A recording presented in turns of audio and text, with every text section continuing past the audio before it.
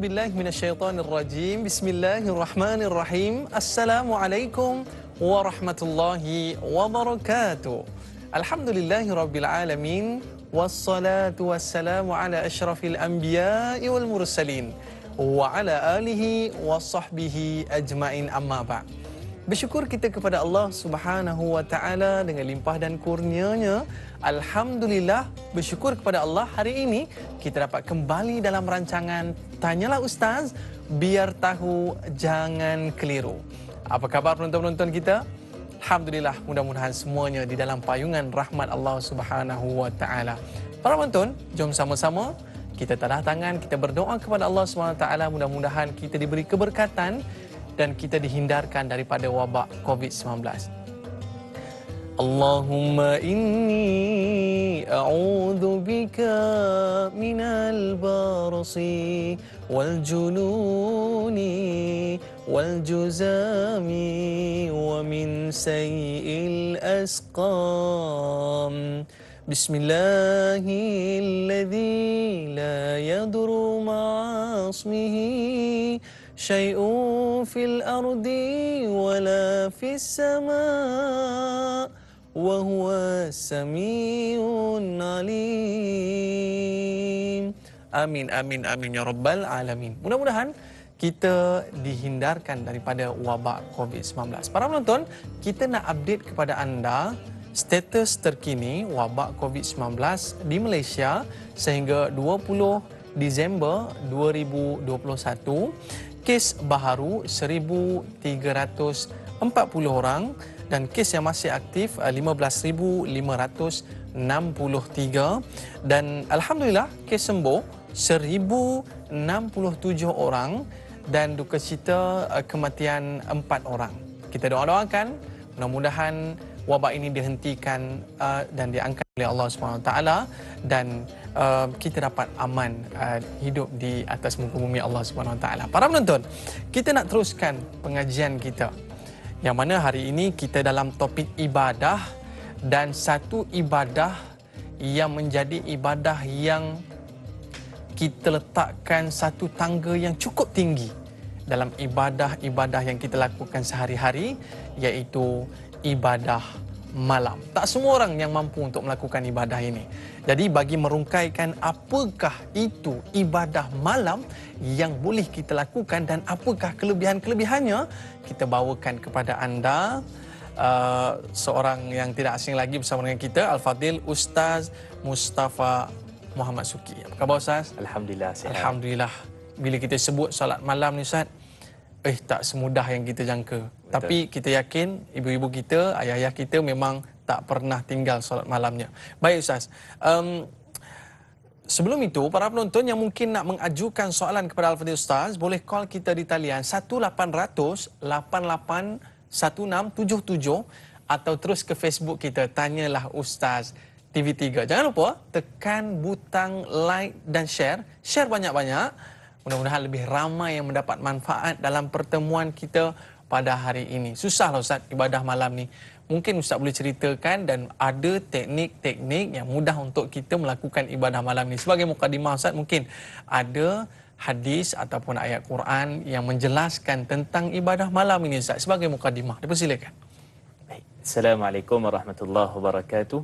Innal hamdalillah nahmaduhu wa nasta'inuhu wa nastaghfiruh wa na'udzu billahi min syururi anfusina wa min sayyiati a'malina may yahdihillahu fala mudilla lahu wa may yudlil fala hadiyalah. Asyhadu an la ilaha illallah wahdahu la syarika lah wa asyhadu anna Muhammadan 'abduhu wa rasuluh. Allahumma shalli wa sallim ala sayidina Muhammad wa ala alihi wa ashabihi wa man tabi'ahum bi ihsani ila yaumiddin, amma ba'd. Yang muliakan dai Aiman, kemudian sidang penonton yang dirahmati Allah Subhanahu wa taala. Jadi kita berbicara tentang satu topik yang agak berat sebenarnya. Bukan berat daripada sudut pembicaraannya, tapi berat daripada sudut pengamalannya. Dan ia merupakan satu sunnah para salihin, ulama-ulama terdahulu, nabi-nabi, para anbiya terdahulu yang dilakukan pada waktu malam. Itu dia punya kelebihannya, ataupun waktu yang mana semua orang ataupun kebanyakan orang sedang tidur, sedang lena, akan tetapi ada di kalangan manusia yang bangun mengharapkan pengampunan Allah Subhanahu wa taala, dan kemudian dia nak buat lebih dan lebih terhadap amal ataupun ibadah kepada Allah Subhanahu wa taala. Dan Allah Subhanahu Wa Taala sebut dalam Al-Quran, sebenarnya banyaklah dalil-dalil berkaitan dengan solat malam ataupun ibadah malam ini. Cuma kalau kita tengok daripada surah Isra ayat 79, fokusnya kepada tahajud itu sendiri. Kalau kita lihat juga daripada surah Muzammil ayat pertama sehingga ayat ketiga, fokusnya juga adalah lebih kepada tahajud itu sendiri. Akan tetapi saya nak petik satu hadis daripada surah Sajdah yang selalu kita baca, iaitulah pada ayat yang ke-16 Allah Subhanahu Wa Taala menyatakan a'udzubillahi minasyaitonirrajim tatajafa junubihim 'anil madaji' yad'una rabbahum khaufan wa tama'a wa mimma razaqnahum yunfiqun, yang bermaksud dan ada di kalangan manusia itu merenggangkan, iaitulah tubuh badannya, lambungnya daripada tempat tidur. Maksudnya bangun tidurlah. Dan buat apa? Iaitulah mereka bermunajat, berdoa kepada Tuhan mereka dengan perasaan yang takut dan juga perasaan tamak. Tamak ni ada dalam Quran rupanya, kan, perkataan tamak. Tamak di sini maksudnya nak buat lebih, nak buat lebih, nak buat lebih. Dia nak lebih daripada orang lain. Maksudnya bukan nak riak ataupun takabur, tapi nak amal itu diterima oleh Allah Subhanahu Wa Taala.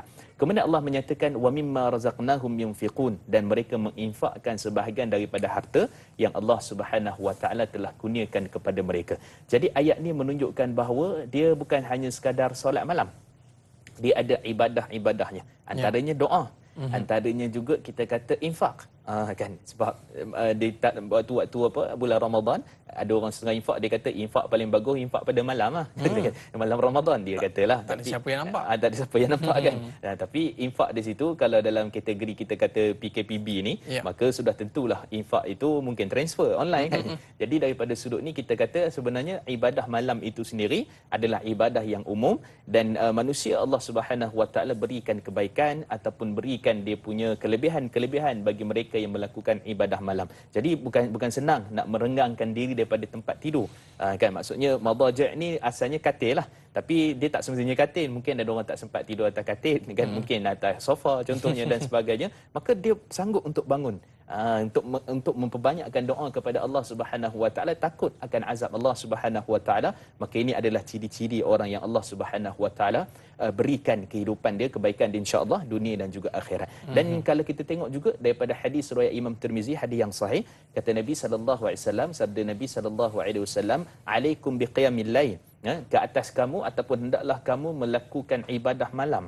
Itulah qiyamul lail. Nanti kita bincanglah insya-Allah ada masa apa qiyamul lail, apa tahajud. Ada beza tak qiyamul lail dengan tahajud? Itu juga antara perkara yang sering diperbincangkan.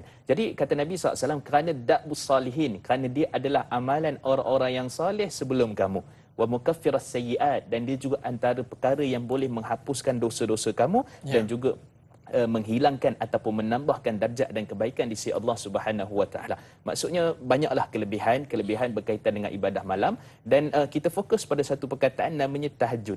Jadi tahajud ini seperti mana Allah sebut dalam surah Isra, wa minal laili fatahajjat bih, dan ada sebahagian daripada malam tu hendaklah kamu bersungguh-sungguh padanya. Ada orang baca pada ayat ni fatahajud, sebenarnya perkataan tu, kalimat tu fatahajjat. Jangan sebab kita selalu solat tahajud kita pun letaklah tahajud kat situ kan. Dah, dia fatahajjat bih. Kemudian kata Allah Subhanahu Wa Taala nafilatan lak, maksudnya ada pada sebahagian malam, sedikit daripada bahagian malam maka kamu bertahajud, dan tahajud di situ ialah amalan sunat untuk kamu. Amalan sunat untuk kamu ataupun amalan yang harus ataupun kamu buat itu insya-Allah boleh mendatangkan pahala di sisi Allah Subhanahu Wa Taala. Dan kata Al-Hafiz Imam Ibn Kathir, maksud tahajud ni dia tidur dulu kemudian baru bangun. Itu dipanggil tahajud. Sebab tahajud ni dia secara umumnya, sebab perkataan tahajud tu jihad, kesungguhan untuk bangun. Jadi kalau satu orang dia tak tidur, itu tak dipanggil sebagai tahajud lah. Tak tidur tu. Tapi kalau dia tidur, dia tahajud nak bangun sungguh tu, maka kata Imam Ibn Kathir, itulah dipanggil sebagai tahajud, yang mana diletakkan dalam pada ayat daripada surah Isra ayat 79 yang kita sebutkan tadi. Sebenarnya banyak lagi lah dalil-dalil yang lain, tapi kita menyatakan bahawa dia adalah satu ibadah, satu kebaikan ataupun satu tambahan yang mana Allah bagi kepada kita, bagi sesiapa yang nak cari. Siapa tak nak cari, tak boleh nak buat apalah. Tapi siapa yang nak cari ibadah pada malam itu, maka mudah-mudahan Allah membangkitkan dia dengan step ataupun kita kata kedudukan yang terpuji di sisi Allah Subhanahu Wa Taala. Itu ringkasnya perbincangan kita insya-Allah.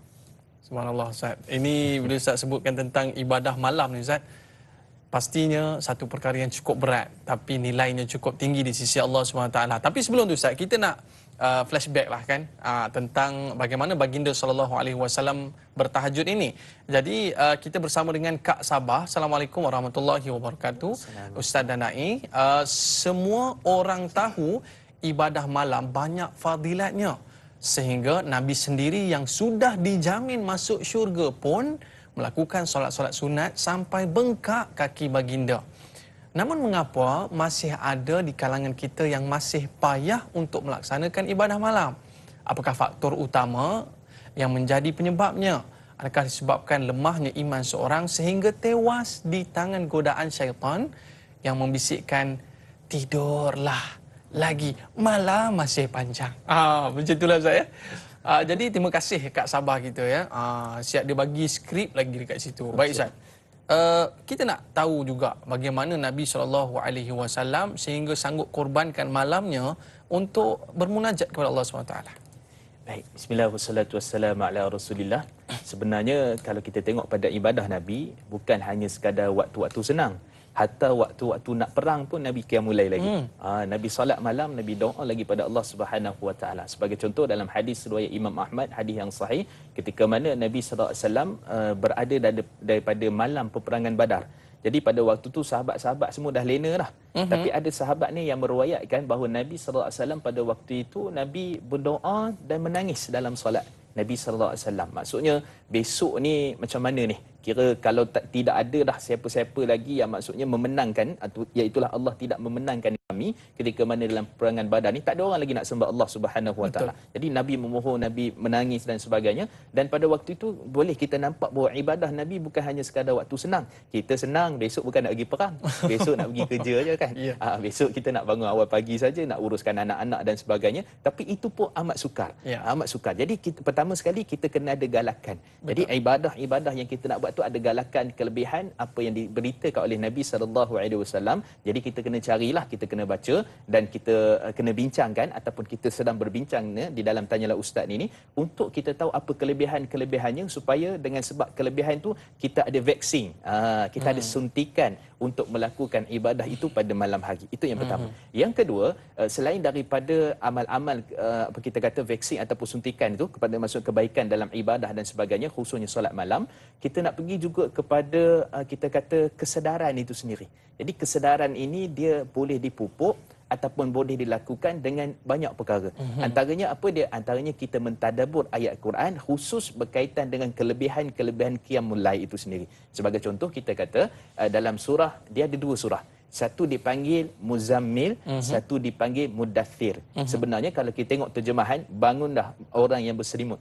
Itulah Nabi SAW lah, para ulama tafsir menyebutkan demikian. Jadi orang yang berselimut, Muzammil pun berselimut juga. Kemudian Muddathir pun berselimut juga. Jadi ada beza tak antara kedua ni? Maka kata Al-Imam Tahir Ibn Ashur dalam kitab beliau Tahrirut Tanwir, kitab tafsir, bila mana bincang tentang isu ni, bila menyatakan Muzammil itu orang yang mana berselimut dengan keadaan yang ketakutan. Dalam keadaan yang ketakutan. Muddathir yang berselimut dalam keadaan tenang. Maksudnya tidur-tidur biasa, relax lah maksudnya begitu. Ataupun kita dalam istilahnya kita panggil sebagai dalam keadaan yang tidak ada kesibukan, dalam ketakutan dan sebagainya. Itu dipanggil Muddathir. Jadi dua keadaan ini ditujukan kepada Nabi SAW. Muzammil kerana pada waktu permulaan penurunan wahyu Nabi takut kerana dihadiri oleh Jibril di Gua Hira. Jadi balik ke rumah dan Nabi berselimut. Kemudian bertemu dengan Sayyidatina Khadijah dan nasihat dan sebagainya. Kemudian yang kedua, bila sebut Muddathir, dia dah agak sedikit tenang. Wahyu yang keseterusnya dan sebagainya agak sedikit tenang sebab yang pertama tu rasa kekok, takut.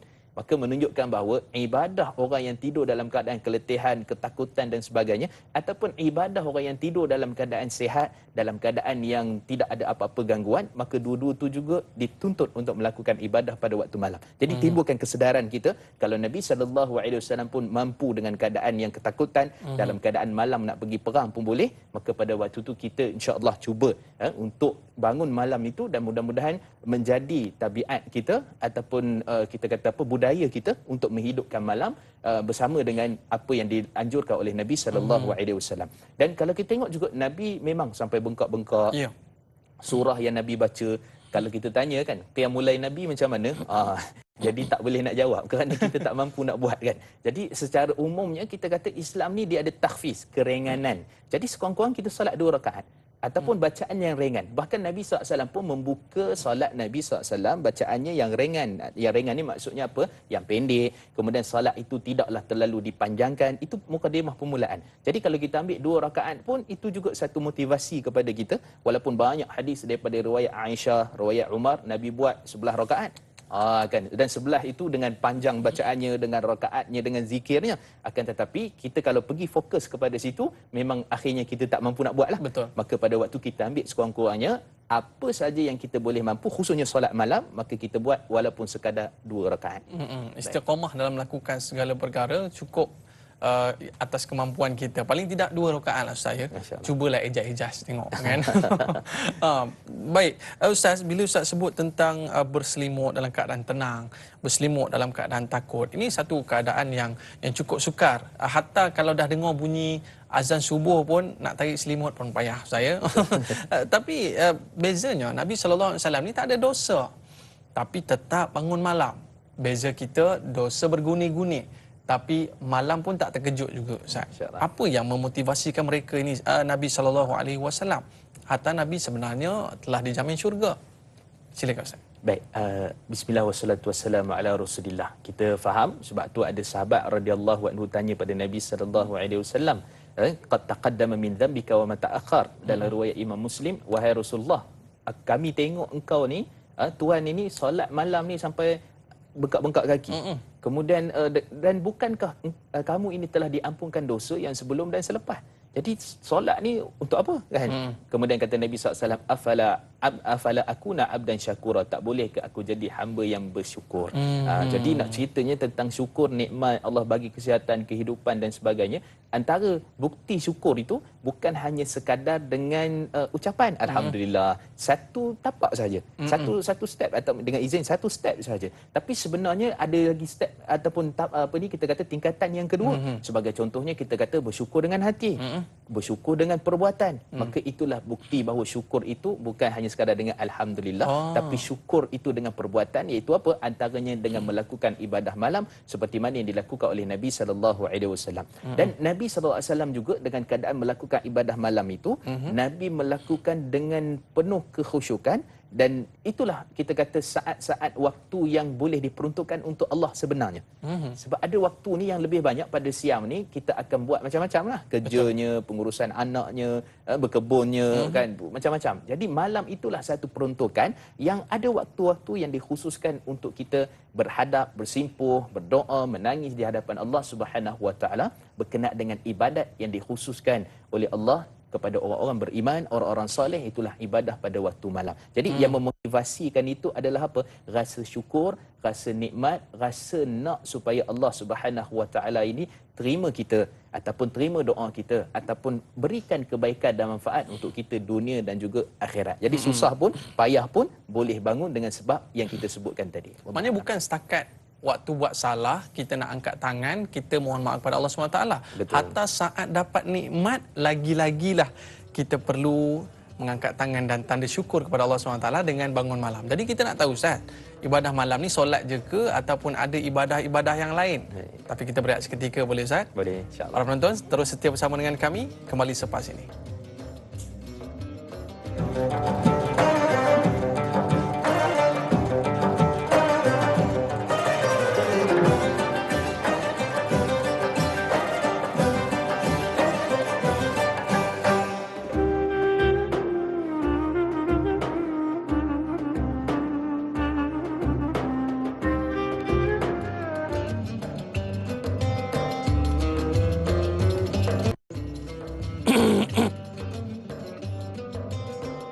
Alhamdulillah, kembali dalam Tanyalah Ustaz, biar tahu jangan keliru. Terima kasih para penonton yang bersama dengan kita pada hari ini dalam topik ibadah, iaitu ibadah malam bersama dengan Al-Fadhil Ustaz Mustafa Muhammad Suki. Para penonton, sebelum rehat tadi kita bertanya dengan Al-Fadhil Ustaz lah ya, tajuk kita ibadah malam.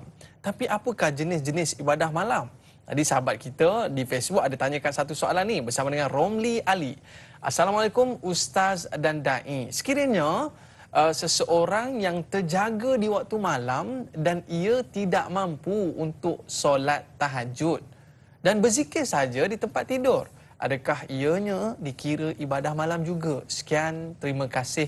Mohon pencerahan Ustaz. Maklumlah Ustaz ya, selimut berat sangat. Ada tak ibadah lain mungkin selain daripada yang kita faham solat malam ini, bangun malam ini adalah solat malam? Silakan Ustaz. Baik. Bismillah wassalatu wassalamu ala Rasulillah. Pertama kita sebut asasnya memang solat malam lah. Solat itu sendiri maksudnya mendirikan solat. Jadi bila sebut tentang mendirikan solat ni, itulah asalnya wajib untuk Nabi sallallahu alaihi wasallam. Dia bukan sunat. Sebab tu kata Imam Syafi'i rahimahullah bila membahaskan tentang kan sebelum Nabi terima wahyu ataupun kita kata Isra' Mi'raj, dia ambil kewajipan untuk solat. Sebelum tu Nabi solat apa? Sebelum Nabi yang para sahabat apakah ibadah yang dilakukan? Kata Imam Syafi'i, ibadah yang dilakukan itu adalah kewajipan itu adalah solat qiyamul lail. Maka dengan yang disebut dalam Quran maksudnya pagi dan petang itu ada riwayat yang sebut pagi ataupun malam, maka maksudnya adalah solat ibadah qiyamul lail itu adalah wajib bagi Nabi. Cuma bila mana datang syariat berkaitan dengan penghapusan solat itu dan akhirnya solat 5 waktu lah selepas Isra' Mi'raj, maka kekallah hukum itu menjadi sunnah kepada umat. Jadi sunnah. Kalau lah kata jadi wajib kepada kita, masya-Allah susahlah nak bangun malam tu kan. Maksudnya tahajud sebelum itu lagi. Ya, sebelum itu lagi. Maksudnya solat tahajud, solat malam sebelum itu lagi. Seperti mana kata Imam Syafi'i ketika membahaskan tentang apa yang Nabi lakukan ataupun solat yang Nabi lakukan sebelum mana menerima wahyu pada waktu itu. Dan bila kita sebut tentang ibadah malam ni, adakah dia hanya terfokus kepada solat semata-mata? Kalau kita tengok pada ayat Al-Quran sebagai contoh, Allah sebut dalam surah Muzammil juga ayat yang keempat, auzid alai warattilil qur'ana tartila. Warattilil qur'ana tartila. Bermaksud ataupun kamu tambah sikit ibadah malam, maksudnya apa? Banyak sikitlah. Banyak sikit ataupun waktunya panjang sikit, dan ataupun kamu membaca Quran secara tartil. Jadi daripada ayat ini menunjukkan bahawa membaca Quran juga adalah daripada salah satu ibadah malam.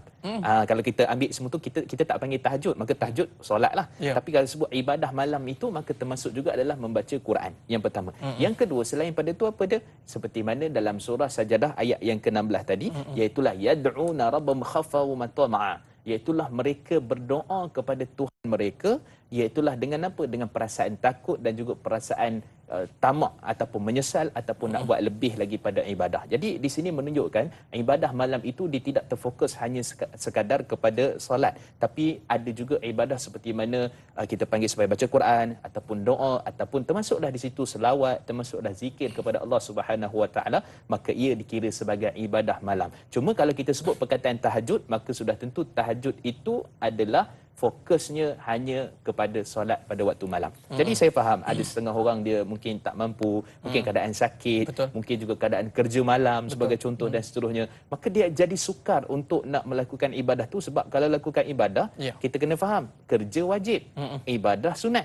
Jadi kalau tengah-tengah kerja buat ibadah, maka ada satu masalah dekat situ. Kami kita mendahulukan sunat pada kewajipan yang kita telah pun ikat dengan majikan kita sebagai contoh. Maka itu perbincangan yang panjang lagi. Jadi kita sebut secara kesimpulannya, ibadah malam dia banyak, dia merangkumi perkara-perkara yang mungkin juga kita buat pada siang hari, kita boleh buat di malam hari, maka itu dipanggil sebagai ibadah malam. Tapi fokusnya adalah solat tahajud. Wallahu a'lam. Maknanya ada 4 saya, maknanya paling cantik sekali kita solat malam, dan yang kedua bacaan Al-Quran, yang ketiga berdoa, dan paling-paling tidak tu zikir lah saya. Zikir sampai terlelap. Baik Ustaz, kita bersama dengan Haji Tukinon pada pagi ini. Assalamualaikum. Waalaikumsalam warahmatullahi wabarakatuh. Ustaz Musaf Basuki, Dai Aiman. Saya Haji Tukinon ya. Dah tahu pun dah baca tadi. Ya, silakan. Terima kasih. Soalannya, sebelum tu saya nak ucapkan terima kasih kepada semua kru-kru tanya Lautan TV3 Milan. Soalannya Ustaz, saya nak tanya. Ustaz ada panjang lebar tadi mengenalkan solat malam biasanya tahajud dan baca Quran. Tapi Ustaz ada menerangkan tadi sekejap tadi saya infak. Jadi saya nak tahu infak apa tu Ustaz? Sama ada duit ke ataupun apa, dan apa sedekah pada waktu malam tu Ustaz Terima kasih Ustaz. Itu saja soalannya. Terima kasih banyak-banyak. Assalamualaikum. Waalaikumsalam warahmatullahi wabarakatuh. Betul juga Ustaz yang Ustaz sebut dalam surah Sajadah sebentar tadi. dan menginfakkan sebahagian daripada harta, tapi tengah malam mana ada tabung, Ustaz? Mungkin Ustaz boleh jelaskan apa yang sebenarnya dimaksudkan dalam ayat sebut menginfakkan sebahagian harta. Baik. Bismillah wassalatu wassalamu ala Rasulillah. Maka Allah sebut tadi dalam surah Sajadah, wa mimma razaqnahum yunfiqun. Dan ayat ni juga pada awal surah Baqarah. Ketika mana Allah menyatakan tentang yu'minuna bil ghaib. Mereka iaitu alladzina yu'minuna bil ghaib wa yuqimunas salah wa mimma razaqnahum yunfiqun. Ayat tu sama. Baik, secara umumnya infak ni dia taklah kita kata malam. Infak ni ayat ni ditujukan secara umum lah, maksudnya pada waktu pagi ke, pada waktu siang ke dan sebagainya. Maka infak itu termasuk pada ibadah malam. Cuma kita sebut di sini infak ini kelebihannya ada pada waktu malam. Kita jawab secara umumnya ada. Kerana kita boleh menyatakan bahawa infak ini macam mana pula tabung, tak ada transfer ke online ke apa, contoh. Mudah saja sebenarnya. Contohnya begini. Katakanlah kita pergi surau, pergi masjid. Sekadar boleh kan? Alhamdulillah. Allah bagi kelebihan pada kita. Jadi bila kita pergi tu, kita pergi awal sikit. Contohnya 5.30. Sekarang dah lewat subuh, dah lewat 5.30. Sebenarnya ada setengah orang dia kata, oh tak boleh tahajud dah. Tak boleh tahajud selagi sebelum masuk subuh. Itu dia punya ruang waktu secara umumnya. Jadi bila kita pergi tu tengok ada tabung masjid, kita pun masuk masjid, kita pun masuk RM2. Itu yang dipanggil infak pada waktu malam tu. Ataupun kita tengok sambil-sambil, contohlah kita lepas tahajud apa semua tu, mungkin nak baca Quran, tiba-tiba ada pula kawan ke mesej ke kata, oh ada sahabat kita minta tolong, ada minta bantuan. Tengok, oh kita pun transfer RM2. Contohlah kan. Ataupun RM10. Maka itu juga termasuk dalam konteks ibadah malam kalau kita nak buat lah. Cuma kita taklah kata kita sebut secara khususnya mesti buat malam. Tak. Dia sebenarnya hari-hari lah ataupun waktu-waktu kita pada waktu siang. Akan tetapi kalau kita buat pada waktu malam, di situ juga termasuk adakah ibadah malam? Termasuk ibadah malam secara umum. Tetapi kita sebut dah tadi, solat adalah perkara yang lebih utama untuk dilakukan pada waktu itu. Jadi ibadah ni kita kata khususnya kepada infak ni dia boleh dilakukan pada waktu itu dan dia menjadi insya-Allah mudah-mudahan lebihan lah pahala dengan sebab kita. Tapi jangan bangun tu saya bangun malam ni nak infak bangun malam infak, lepas tu transfer apa semua, tidur balik. Jadi rugi tujuan utama ibadah malam itu adalah kita nak tahajud itu sendiri. Wallahualam. Bila Ustaz kata RM2 tadi Ustaz saya teringat sebab kita buka pondok pengajian. Jadi ada seorang hamba Allah ini istiqamah setiap minggu transfer RM1 ke akaun kita. Masya-Allah.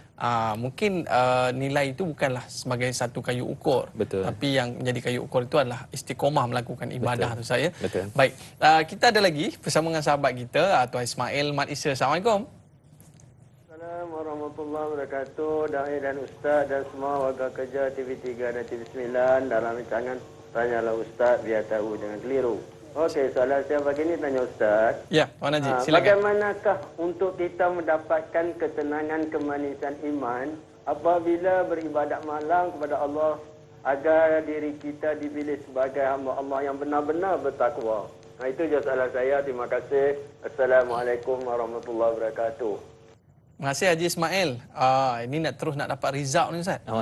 Maknanya bila kita melakukan ibadah kepada Allah Subhanahu Wa Taala dan endingnya resultnya adalah mendapat kemanisan iman. Bagaimana kan jalan-jalannya tu Ustaz? Silakan. Baik, bismillah wassalatu wassalamu ala Rasulillah. Bila kita sebut tentang kemanisan iman ni, maka sudah tentu ada hadis yang berkaitan tentang kemanisan iman. Maka antaranya hadis dari riwayat Imam Al-Bukhari, hadis yang sahih, Nabi SAW menyatakan salatukun, maksudnya 3 perkara yang kamu lakukan, kamu akan mendapat halawatul iman, kemanisan iman itu. Apa dia? Yang pertama sekali, Allah dan Rasulnya yang lebih dicintai. Maksudnya daripada semua perkara, daripada semua anak, isteri dan sebagainya, maka Allah dan Rasulnya lebih dicintai. Itu yang pertama. Yang kedua, dengan keadaan yang mana Allah Subhanahu Wa Taala ataupun dalam hadis itu menyebutkan dia benci untuk diri dia dicampakkan dalam neraka Allah Subhanahu Wa Taala. Dan ada lagi beberapa lah ciri-ciri. Jadi menunjukkan bahawa bila kita bangun malam tu sebab kita rasa takut, sebab kita rasa nak ibadah, itu sebenarnya telah buktikan kita ada iman yang kuat sebenarnya. Bangun malam itu sendiri telah membuktikan kita ada iman yang kuat. Kalau tak ada iman yang kuat maka kita tak akan bangun. Sebab tu dalam surah Muzammil pada ayat yang kelima Allah menyatakan apa dia? Maksud asyaddu wat'a wa aqwa muqila. Maksudnya satu orang ni dia sangat dia dalam istilahnya kalau kita tengok para ulama tafsir, dia pokok kan. Pokok tu bila mana dia nak membesar tu ataupun dia nak kita kata apa, nak tumbuh tu, Ya. maka letak dalam pokok, kita kena letak dalam. Tak boleh letak macam tu je, kena letak dalam tu. Maksudnya kita kena pijak-pijakkan, ratakan. Khususnya kalau pokok yang besar-besar tu kena ratakan. Kalau tak terbongkar kan, tumbang dan sebagainya. Dalam ayat tu menyebutkan asyad, kamu kena kuat. Maksudnya kita bangun malam tu kita telah memijak nafsu kita. Nafsu kita tidur. Nafsu kita nak bangun besok kan, subuh besok. Jadi kita telah memijak nafsu tu supaya bila mana kita bangun tu, kita buat ibadah itu sebenarnya sudah satu kemenangan dah bagi kita. Tapi janganlah besok bagi tahu kawan pejabat aku malam tadi qiyamul lail kan. Jadi yang keduanya pulanya di situ rasa ketenangannya di situlah pula lah. Jadi letih saja kita buat tu. Ya, Jadi betul. perkara pertama kita dah menang dah untuk kita nak bangun tu, itu adalah bukti tanda keimanan kita. Kita nak lebih, kita nak ibadah malam, kita nak buat kebaikan. Yang kedua pula kita apa? Kita menjaga ibadah itu. Daripada riak, daripada takabur dan sebagainya. Maka kita diam-diam. Jangan kata ni kenapa ni mengantuk. Banyak semalam 13 apa? 13 rakaat. Kan? Kemudian bangun malam banyak pula sehinggalah kita kata apa, setengah malam contohnya, ataupun 3 jam, besoknya mengantuk pula dah. Ni kenapa mengantuk ni? Malam 13. Semalam lebih sikit 20 contohnya kan. Jadi di situ menampakkan bahawa apa dia merugikan pula ibadah kita. Kita dah dapat keimanan bangun tadi tu, maka kita nak jaga pula hati kita daripada terpaut ataupun memberi satu perkara yang boleh menghancurkan ibadah kita. Sebab tu Allah sebut dalam surah Furqan, faja'annahu haba'an manthura, kami jadikan mereka ini, amalan mereka seperti mana debu-debu bertebangan. Disebabkan apa? Disebabkan syirik. Satu, syirik besar lah. Yang kedua, syirik kecil. Apa dia? Semalam begini begitu, hari tu aku infak, saya buat itu ini, maka rugi ibadah ataupun amalan itu. Jadi jaga-jaga. Kita dah dapat keimanan, ketenangan pada waktu malam. Sebab waktu malam ni kenapa dipilih waktu malam? Sebab waktu tu tenang. Waktu tu ada kebaikan yang banyak. Waktu tu ada dia punya tempat-tempat doa mustajab. Ya.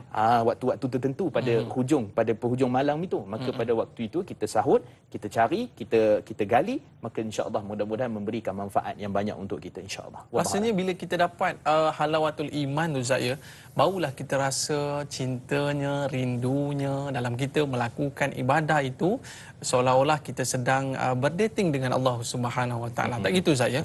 Alhamdulillah. Kita ada lagi sahabat kita yang nak bersama dengan Al-Fadhil Ustaz, Encik Omar. Assalamualaikum. Waalaikumsalam warahmatullahi wabarakatuh. Dari Aiman dan Ustaz Muhammad Mustafa Suki. Saya Umar Abdul Majid dari Belda Cini Timur 3 Pekan Pahang. Assalamualaikum Ustaz dan Dai. Waalaikumsalam. Encik Omar sihat, Encik Omar? Alhamdulillah saya sihat. Sihat orang tua biasalah Dai. Bukan macam orang muda. Jadi Silakan. soalan saya begini Ustaz Ustaz ada menyebut tadi, ada yang mengatakan apa tu solat tahajud ini, ada yang setengah pendapat mengatakan 11, Nabi buat 11 buat kata Ustaz tadi, dan ada yang kata 13. Jadi soalan saya, berapakah sebenarnya apa rakaat solat ni tahajud ini? Yang kedua saya nak tanya, paling afdal lah melaksanakan, contohlah saya buat ni contoh saja, contoh saya buat sebelum selepas isyak tu saya buat 2, sebelum tidur tu saya buat 2, dan sebelum subuh saya bangun pula, sebelum subuh saya buat lagi 2 sebelum masuk waktu subuh. Jadi apakah cara melaksana begini, boleh ke Ustaz? Ataupun macam mana cara yang paling baik, paling afdal untuk kita melaksana solat tahajud tadi buat kata Ustaz, ada yang tidur dulu dan sebagainya ini. Itu soalan saya Ustaz dan Dai. Terima kasih banyak Ustaz dan Dai. Assalamualaikum. Waalaikumsalam warahmatullahi wabarakatuh. Terima kasih Encik Omar. Encik Omar sebenarnya dia bagi kita satu pelajaran lah kan. Maknanya itu di antara teknik yang digunakan oleh Encik Omar. Mungkin Ustaz boleh ceritakan teknik ini bagaimana Ustaz? Untuk kita berapa rakaat dan bila waktu yang sesuai. Baik. Bismillah wassalatu wassalamu ala Rasulillah. Rakaat ini kata Sayyidatina Aisyah radhiyallahu anha dalam riwayat Imam Al-Bukhari, as-salatu lail mathna mathna. Solat malam ni 2 rakaat. Maksudnya Nabi memulakan dengan 2 rakaat. Jadi paling minimumnya 2 lah. Okey, tapi kalau kita nak ikut betul-betul, bukanlah maksud ikut sunnah tu kita dah qiyamul lail dah ataupun tahajud dah, tapi kita nak ikut sunnah rakaat tu. Bagi siapa yang mampu, bagi siapa yang boleh buat, ya, daripada hadis Aisyah radhiyallahu anha, juga hadis riwayat pada Sayyidina Umar Khattab radhiyallahu anhu menunjukkan bahawa ada riwayat sahih dalam Bukhari dan Muslim, Nabi buat 13 rakaat, ada riwayat yang Nabi SAW buat 11 rakaat. Jadi kenapa 11, kenapa 13? Kenapa Nabi tak buat dengan satu kaifiat sahaja? Jadi sebenarnya menunjukkan takhfifu ala ummah, meringankan bagi umat ini. Bagi siapa yang buat 11, buat 11. Bagi siapa yang tak mampu buat 2, buat 2. Bagi siapa yang rasa nak buat, saya nak buat 2 kemudian 1 witir contohnya, kan? Ataupun saya nak buat 4 rakaat 1 witir. 5 lah. Terpulang kerana Nabi bagi kebebasan. Katalah contoh, sepanjang riwayat sebut Nabi buat 13. Masalah kita. Memang 13 je kena buat kan? Tak boleh kurang, tak boleh lebih. Tak, sebenarnya Nabi SAW ni dipanggil khilaf tanawwu'. Khilaf tanawwu' ni apa dia? Nabi buat dengan pelbagai kaifiat yang boleh kita buat. 11 pun boleh, 13 pun boleh, 2 pun boleh, kemudian tutup dengan witir dan sebagainya. Jadi kalau kita kata, adakah kalau buat 13 itu menepati sunnah? Kita kata sunnah pada rakaatnya. Tapi qiyamul itu sini sunnah. Ya, kita dapat sunnah Nabi SAW. Jadi Nabi SAW bila bagi satu ibadah, bagi satu syariat, dia praktikal bagi umat. Dia tak menyukarkan, tak menyusahkan. Itu dia punya jawapannya yang pertama. Tapi saya suka Ustaz tadi bila Tuan Umar tadi dia sebutkan paling tidak sebelum subuh tu 2 rakaat lah. Betul. Ustaz, ya? Betul. Tapi bagaimana disebutkan waktu yang sesuai itu sebenarnya? Baik. Berkenaan dengan waktu ni, perbahasan yang panjang di kalangan para ulama, antara disebut oleh Imam Abu Bakar Ibn Arabi dalam kitab beliau Ahkamul Quran, bila membahaskan tentang ayat-ayat berkaitan dengan tahajud ini, beliau menyatakan bahawa secara umumnya ada 3 kaifiat cara. Pertama sekali, Nabi SAW dalam hadis-hadis yang begitu banyak, Nabi akan tidur dulu, kemudian Nabi bangun, kemudian Nabi tidur balik, kemudian Nabi bangun balik. Dia punya cara tu, kaedah tu seolah-olah seperti mana yang disebutkan oleh Tuan Haji Omar tadi.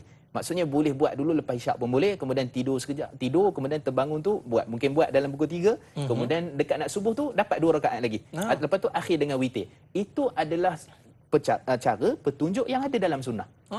Memang benda tu dibahaskan oleh para ulama. Baik, itu yang pertama. Yang kedua, dia tidur, kemudian dia bangun. Lepas tu tidur terus sampai subuh lah, tak bangun dah. Yang tu juga antara cara yang dibahaskan oleh Imam Abu Bakar Ibn Arabi. Kemudian yang ketiga, lepas isyak tu sendiri. So lepas isyak tu sendiri. Cuma kita sebut di sini sebahagian para ulama lebih cenderung kepada tidur dulu yang paling baik lah. Cuma kita kata kalau tidur dulu bangun, kemudian tidur balik, isyak dekat subuh, rapat nak subuh tu buat lagi 2 rakaat, kemudian tutup dengan witir sebagai contoh. Maka itu juga antara sunnah Nabi SAW. Bahkan dari riwayat Sayyidatina Aisyah radhiyallahu anha, juga riwayat Sayyidina Umar Khattab, Nabi kata Imam Ibn Hajar Al-Asqalani, Nabi mempervagaikan kaifiat tu. Mungkin ada orang yang lepas, tapi kita kena faham bila sebut selepas isyak, dia tak panggil tahajud lah, dia panggil qiyamul lail sajalah. Tapi nak lepas tidur bangun balik, itu dia panggil tahajud. Sebenarnya perbezaan daripada sudut nama, pahala insya-Allah lah sama saja. So penetapan itu boleh dilakukan sama ada lepas isyak, kalau bagi siapa mungkin takut tak bangun dan sebagainya, sama juga dengan witir. Ada orang solat lepas isyak. Jadi menunjukkan bahawa di situ ada ruang yang luas yang dibagikan oleh Nabi SAW. Cuma waktu afdal yang paling utama adalah 1/3 daripada malam tu lah. Okey, kita bincang. Saya ringkas. 1/3 ni macam mana kita nak faham? Ya, Ustaz. Kita nak jawab selepas ini boleh, Ustaz? Baik, insya-Allah. Macam mana kita nak kira 1/3 ni? Para penonton nak tahu jawapannya, terus setia bersama dengan kami. Kembali selepas ini.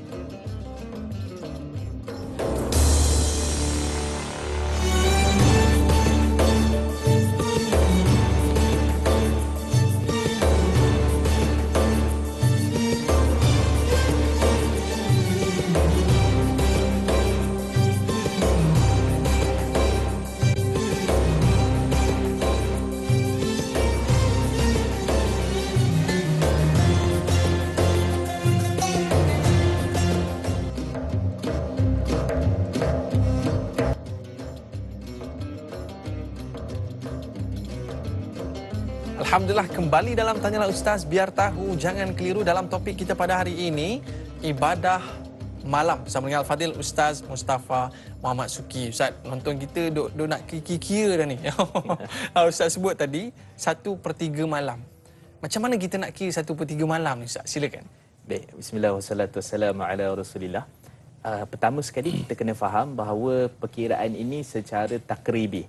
Takribi ni maksudnya anggaran. Dia bukan tahdidi. Tahdidi ni secara tepat. Sebab apa? Antaranya adalah bila kita sebut tentang masuknya waktu solat berbeza-beza dan juga berakhirnya juga waktu solat berbeza-beza. Jadi antara yang sering disalahfahami iaitulah mereka menyatakan bahawa maksudnya tengah malam ni ketika mana 12 malam. Oh. Dikira 12 malam tu sampai ke subuh. Sebenarnya dia bukan begitu. Cara Islam ataupun ulama-ulama fiqh bila bincang tentang isu ni, iaitulah bila masuknya waktu maghrib. Bermulanya malam. Bila masuk waktu maghrib bermula malam, berakhirnya sebelum subuh lah. Maknanya kita kira dalam 7 lebih sikit lah. 7 lebih sikit lah. Sampai hampir-hampir pukul 6. Hampir pukul 6. So untuk kita bagi mudah lagi, katalah sekarang ni maghrib 7.10. Ya. Subuh katalah 5.50. Ya. Jadi 7.10 sampai terus sampailah 5.50, lebih kurang dalam 10 jam 40 minit. Okey. So 10 jam 40 minit kita bahagi kepada pertengahan malam. Sebab ada hadis yang mana, bukan hadis lah, maksudnya pendapat para ulama, tidak disukai solat isyak lebih pada setengah malam. So setengah malam waktu bila? So kita bagi 10 jam poin 4 tu lebih kurang dalam 5 jam lebih lah. 5 jam lebih. So lebih kurang berapa? Dalam 12.30. So lepas pada 12.30 tu solat isyak tu waktu yang harus tapi tak berapa disukai. Mengikut sebahagian para ulama seperti mana dibahaskan dalam kitab Al-Mu'tamad Fiqh Syafi'i dalam mazhab Syafi'i. Okey, itu waktu pertengahan, lebih kurang dalam 12.30. Waktu bertiga ni pula bila? So kita tambah lagi. Maksudnya 5 jam tambah dah bagi 2 tadi. So bagi pula 3 lebih kurang dalam 2.30. So 2.30 ni waktu yang kita kata 1/3 malam sehinggalah berakhir kepada subuh itu sendiri. Jadi kalau tengok pada waktu ni 2.30 ni payah nak bangun ni. Mungkin ada orang bangun pukul 5. Ada orang bangun pukul kita apa 4.30 dan sebagainya. Tak ada masalah. Sebab ini kita kira hanya sekadar anggaran semata-mata dan ia tidaklah kita nak katakan sebagai mesti 1/3 malam. Wajib dahlah solat sunat tiba-tiba wajib pula 1/3 malam. Dia tak jadi macam tu. Jadi kita sebut kafiat tu banyak dan juga kita bagi tahu tadi kalau boleh kata 1/3 lebih kurang dalam 2.30 ke pukul 3 dan ke atas lah. Itu antara yang paling baik. Biasanya kalau mak-mak kita ni yang sedang menonton kita pada hari ini, pukul 4.30 dia dah bangun sebab dia nak siapkan nasi lemak. Betul. Timbat nasi lemak, pagi ustaz, pagi saya lah datang rumah. Insya-Allah. Baik Ustaz. Ni satu yang kita pelajari lah kan. Sebenarnya malam tu start daripada maghrib. Betul. Sehingga ke sebelum subuh saya. Betul. Kita nak pergi kepada sahabat kita ni, satu soalan yang cukup baik lah Ustaz. Kita menusuk ke dalam pula. Kita pergi ke dalam jiwa kita ni Ustaz ya. Baik, baik, sahabat kita nak tanya satu soalan. Mas Ripah Nur Jamain. Adakah ibadah malam lebih kuat kesannya pada jiwa? Diri kita lebih dekat kepada Allah SWT. Sebagaimana firman Allah dalam surah Muzammil ayat 6 yang bermaksud sungguhnya ibadah pada waktu malam lebih khusyuk dan bacaan pada waktu itu lebih berkesan. Yang kedua, apakah kesan ibadah malam pada rohani dan jasmani seorang yang istiqamah melakukan solat sunat tahajud setiap malam? Ustaz, ni kita masuk ke dalam sikit Ustaz. Apakah kesan kuatnya pada jiwa seorang yang bangun malam Ustaz?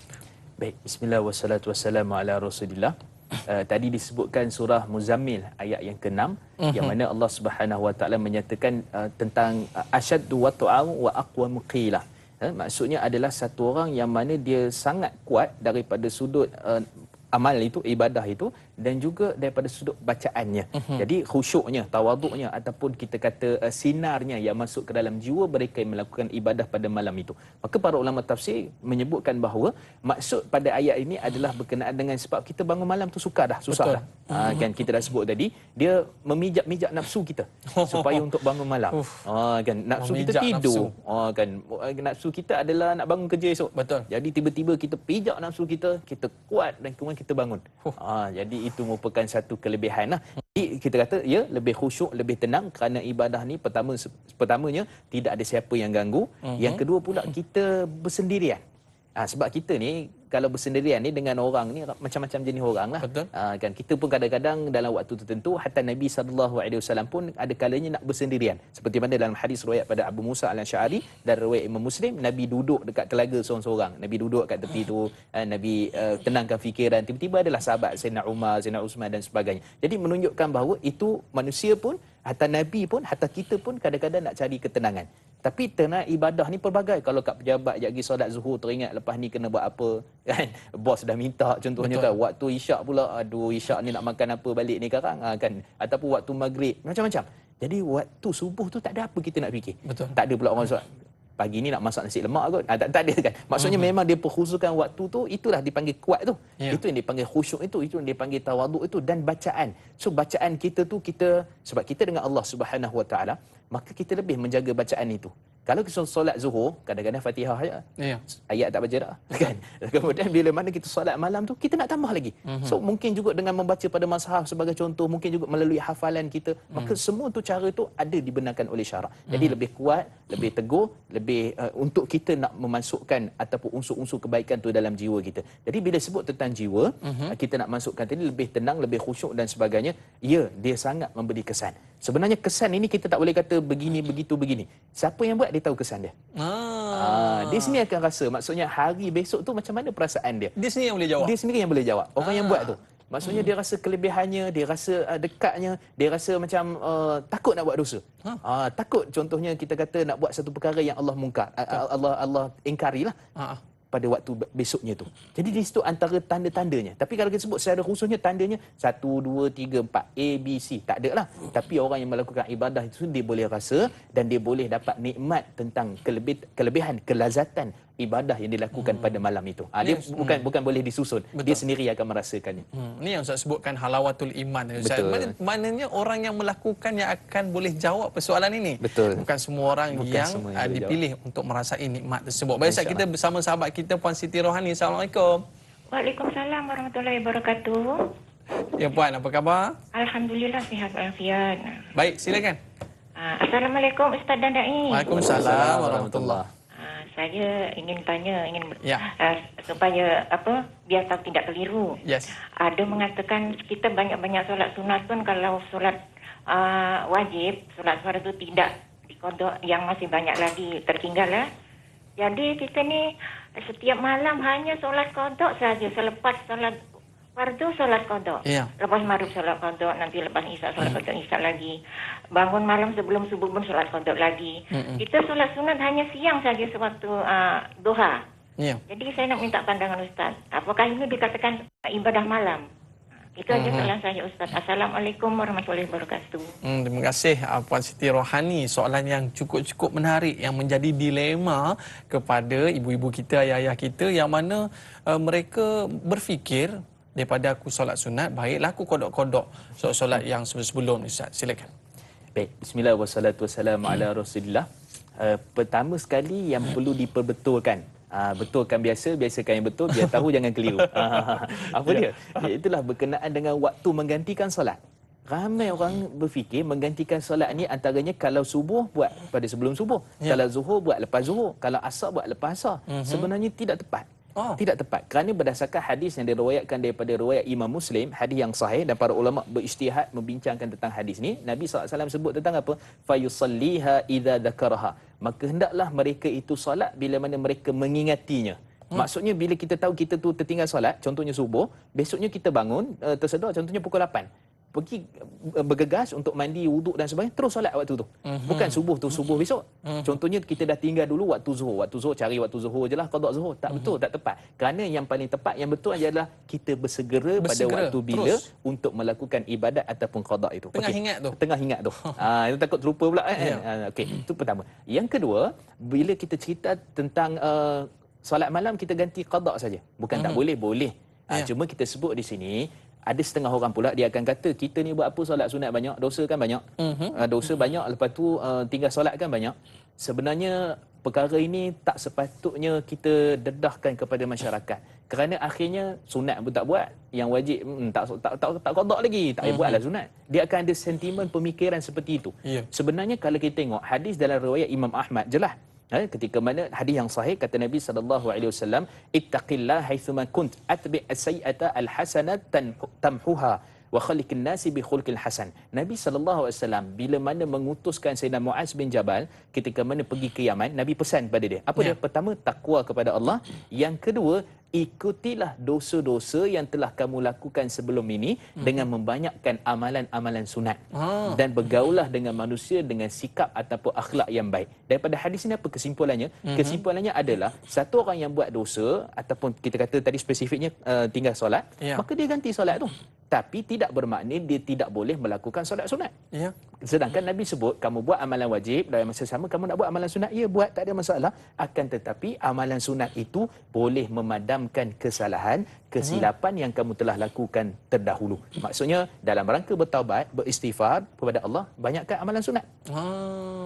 Jadi maksudnya selain daripada kita, contohlah kita nak qada, so waktu tu mungkin waktu tenang atau apa, kita gantikan solat kita. Gantikan, silakan. Tapi janganlah sehingga kita terlupa solat witir contohnya. Janganlah kita meninggalkan tahajud walaupun 2 rakaat.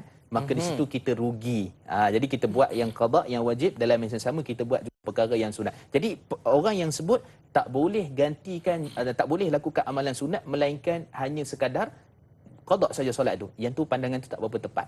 Sebab tu Allah ni rahmat. Allah bagi pengampunan, Allah bagi kebaikan. Dia siapa nak buat qada, dia kena qada wajib. Akan tetapi solat sunat tu jangan ditinggalkan juga, banyakkan lagi. Zikirnya, istighfarnya, solat sunatnya supaya apa? Allah Subhanahu Wa Taala memadamkan kesalahan-kesalahan yang kita telah lakukan sebelum ini. Itu kaedah dia. Jadi boleh nak qada tapi jangan lupa solat sunat pun boleh untuk dilakukan. Wallahu a'lam. Maknanya qada ini wajib dilakukan dengan segera. Teringat terus buat, teringat terus buat. Dan solat sunat ini jadi satu penghapus dosa kepada kesilapan yang pernah kita lakukan. Allahu Akbar. Inilah rahmat Allah Subhanahu Wa Taala kepada hamba-Nya. Para penonton, satu soalan yang cukup menarik pada sahabat kita, boleh kita raikan saya. Sahabat kita Nur Dahlia Biru, adakah menghadiri dan mengikuti majlis ilmu seperti di masjid atau surau termasuk dalam ibadah malam? Sekiranya ada pengajian ilmu, adakah kita harus mengutamakan untuk memberi tumpuan pada pengajian ilmu daripada membaca Al-Quran atau solat sunat? Mohon pencerahan Ustaz. Terima kasih. #biar tahu jangan keliru Ustaz. Silakan. Baik, bismillah wassalatu wassalamu ala Rasulillah. Perbahasan di kalangan para ulama disebutkan dalam kitab antaranya Mawsu'ah Fiqhiyah Kuwaitiyah.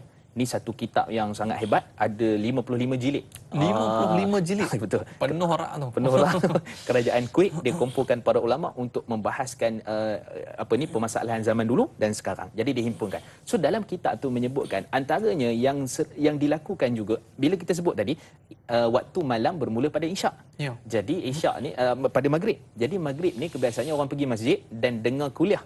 Contohnya ataupun ada setengah-setengah tu dia nak dengar online daripada luar negara. Jadi waktu tak sama. Jadi dia dengar hadis apa semua ni, mungkin dia tu pukul 2 pagi, dekat sana pukul 10 pagi contohnya. Jadi adakah termasuk pada ibadah malam? Kita sebut secara umumnya siapa yang buat ibadah selepas maghrib, dengar kuliah apa semua, termasuk pada amalan sebahagian daripada malam. Termasuk. Tapi kita sebut tadi tahajud, itu sebab tu kita kena beza tu. Ibadah malam ataupun tahajud ataupun qiyamul lail. Dia ada beza kat situ kan. Maksudnya kalau kita menyatakan bahawa adakah termasuk dalam tahajud, maka kata tak. Adakah termasuk pada ibadah malam bermula pada maghrib tadi? Ya. So dengan kuliah ke, dengan apa, ataupun kita kata kebaikan-kebaikan, dengan mengaji Quran ataupun apa, maka semua itu termasuk dalam kebaikan yang dipanggil sebagai ibadah malam. Cuma nak kena jelas, bila sebut pada ibadah malam yang kita nyatakan tadi, maka sudah tentu ada beza di situ. Kita nak bagi tu kelebihan yang tidur tadi tu. Maknanya kalau tahajud ni, tahajud selepas bangun tidur. Lepas bangun tidur dipanggil tahajud lah. Sebab tahajud tu dipanggil jihad, kita nak bangun. Tu dia panggil tahajud tu. Akan tetapi kalau qiyamul lail, kita menghidupkan malam. So malam ni kita boleh kata apa? Biasanya qiyamul lail dengan solat lah. Cuma kita sebut ibadah umum seperti mana ilmu dan sebagainya, maka dia termasuk dalam perkara yang baik. Cuma ada perkara yang kita kena pasti mana kita nak balance ataupun nak bagi dia tu supaya sama. Keseimbangan itu. Apa dia? Menuntut ilmu wajib. Ibadat pun kena buat. Betul. Jangan disebabkan kita menuntut ilmu kemudian ibadah tak buat.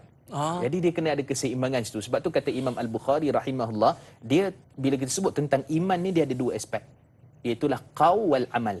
Kita sebut, kita cakap maksudnya ilmu, kemudian kita amal. Jadi kena ada dua-dua keseimbangan. Termasuk kita dengar ilmu, kita dengar tazkirah dan sebagainya, dan masa sama kita dengar sebab apa? Sebab nak amal. Jadi amal kena buat. Ya, ada praktiknya. Itu maksud dia. Wallahu a'lam. Subhanallah. Inilah dalam kita mempelajari ilmu, lepas ni jangan lupa praktik kan. Ni dah belajar tentang mengimarahkan malam ni Ustaz ya. Tapi malam ni kita tengoklah macam mana. Baik Ustaz, kita nak pergi kepada jenis-jenis solat.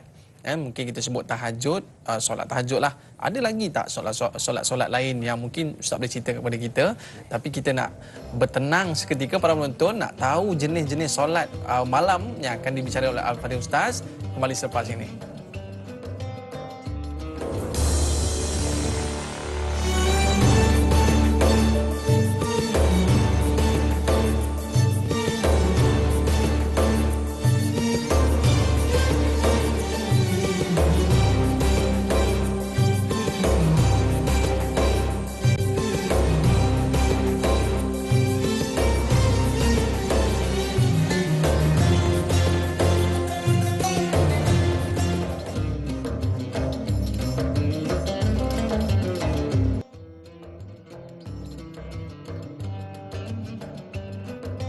Alhamdulillah kembali dalam Tanyalah Ustaz, biar tahu jangan keliru. Kita malam ke siang Ustaz?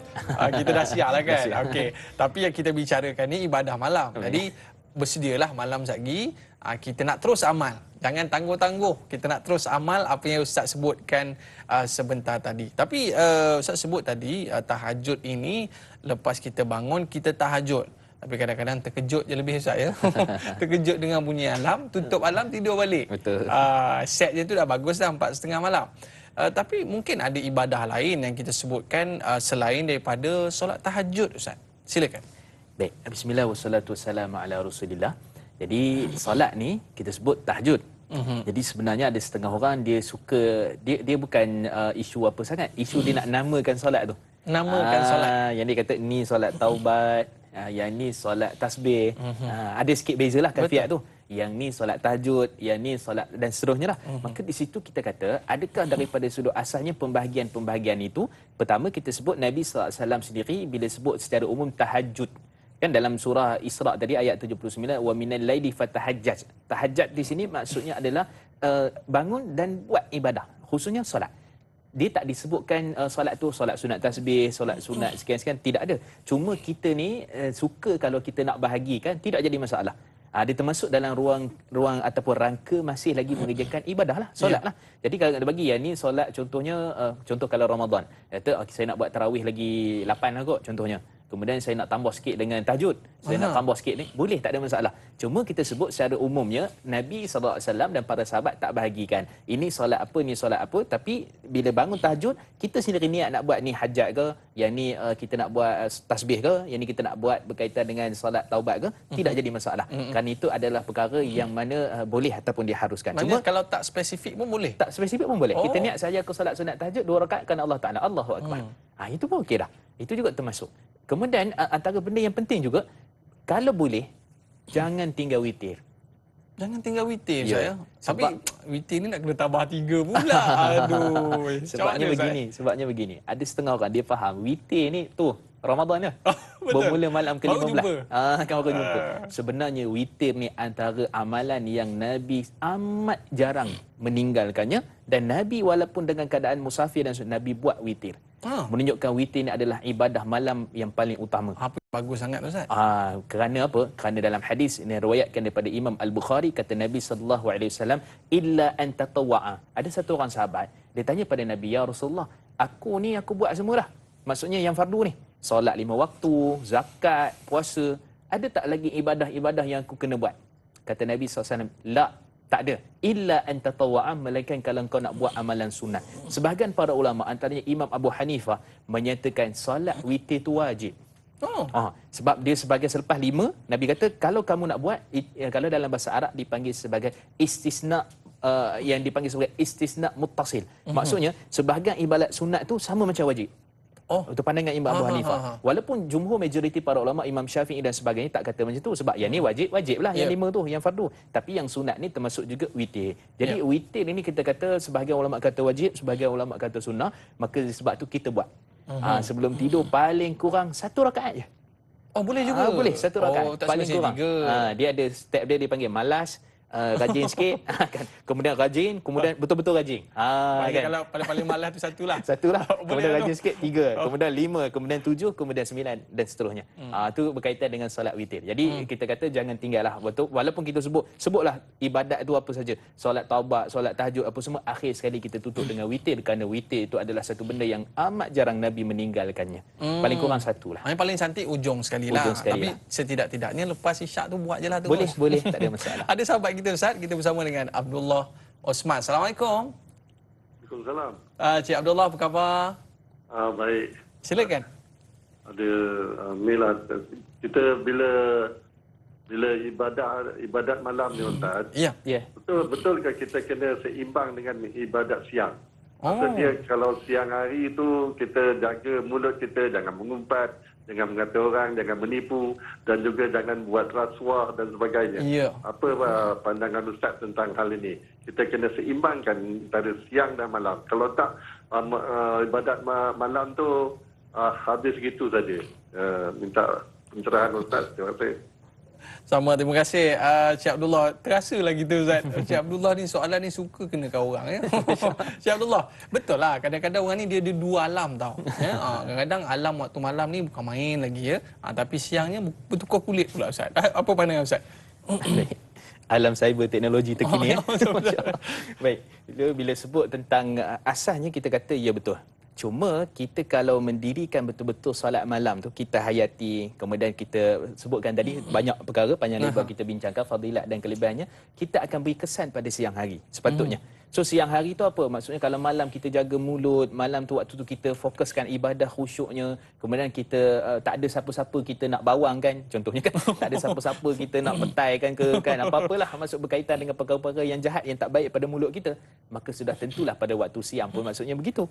Sebab kita dah dilatih pada malam hari. Cuma kita kata keseimbangan ibadah malam dan ibadah siang. Sebab tu kalau kita melihat kepada firman Allah Subhanahu Wa Taala daripada ayat yang ke-9, 10 dan 11 daripada surah An-Naba, yang mana Allah Subhanahu Wa Taala menyatakan waja'alna naumakum subata waja'alna al-laila libasa waja'alna an-nahara ma'asha. Yang bermaksud kami jadikan malam kamu sebagai penutup. Tutup habis dah malam tu. Kemudian kami jadikan malam kamu juga sebagai, maksudnya kami jadikan tidur kamu sebagai penutup malam tu. Maksudnya rehat. Kemudian kami jadikan malam tu sebagai penutup bagi hari tu. Dan kami jadikan siang untuk kamu mencari kehidupan. Kan ayat tu sebut pertama malam pun ada penutup yang Allah Subhanahu Wa Taala telah berikan, dan siang ada mencari kehidupan. Jadi kehidupan ni pelbagai. Ibadah ni ada dua. Satu ibadah khusus, solat, puasa, zakat, haji dan sebagainya. Ada ibadah yang umum, termasuklah kita bekerja. Termasuklah ibadah juga kita menjaga mulut. Termasuklah ibadah kita adalah kita tak mengeluarkan perkataan ataupun melakukan rasuah sebagai contoh dan sebagainya. Jadi kita sebenarnya ibadah malam tu patut beri kesan, dan di samping itu kalau hanya sekadar mengharapkan sebab ibadah malam ni tak rasuah lah esok, sebab ibadah malam ni tak buat kejahatan esok, kita kena faham pula kejahatan tu apa. Kena mengaji pula lah rasuah tu macam mana dipanggil rasuah, ataupun kejahatan mulut tu apa termasuk dalam kategori kejahatan mulut contohnya. Jadi yang tu kita kena tahu, dan ibadah malam tu insya-Allah memberikan kesan kepada apa yang kita nak buat pada besok. So kena ada keseimbangan. Contohnya juga kita kata tahajud tiap-tiap malam, tapi solat sunat rawatib dia tak jaga contohnya.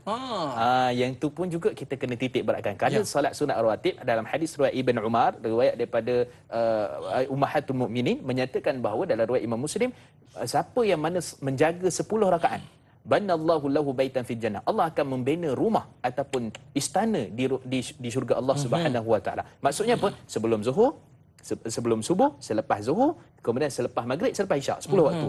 Jadi itu pun Nabi suruh jaga juga. Jadi ada keseimbangan antara ibadah siang pun ada kita buat insya-Allah, ibadah malam pun kita buat insya-Allah. Hanya abang-abang rider kita yang hantar-hantar makanan tu pun dia sedang melakukan ibadah lah saya. Ibadah dengan syarat niat buat tu nak bantu orang.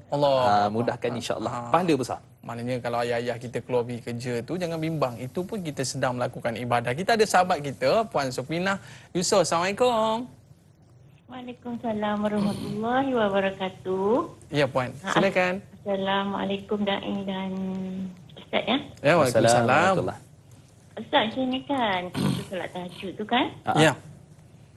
Ayat-ayat apa Ustaz yang kita baca pendek tapi afdal di sisi Allah tu Ustaz? Lepas tu satu lagi, kadang kita bangun tu macam pukul 3 dah bangun kan Ustaz kan? Lepas tu kita nak bangun tu rasa macam kepala pening, tapi kita baring tu kita zikir, banyak-banyak zikir sampailah dalam pukul 4 ke boleh bangun tu. Adakah zikir kita tu dikira qiyamul lail Ustaz juga?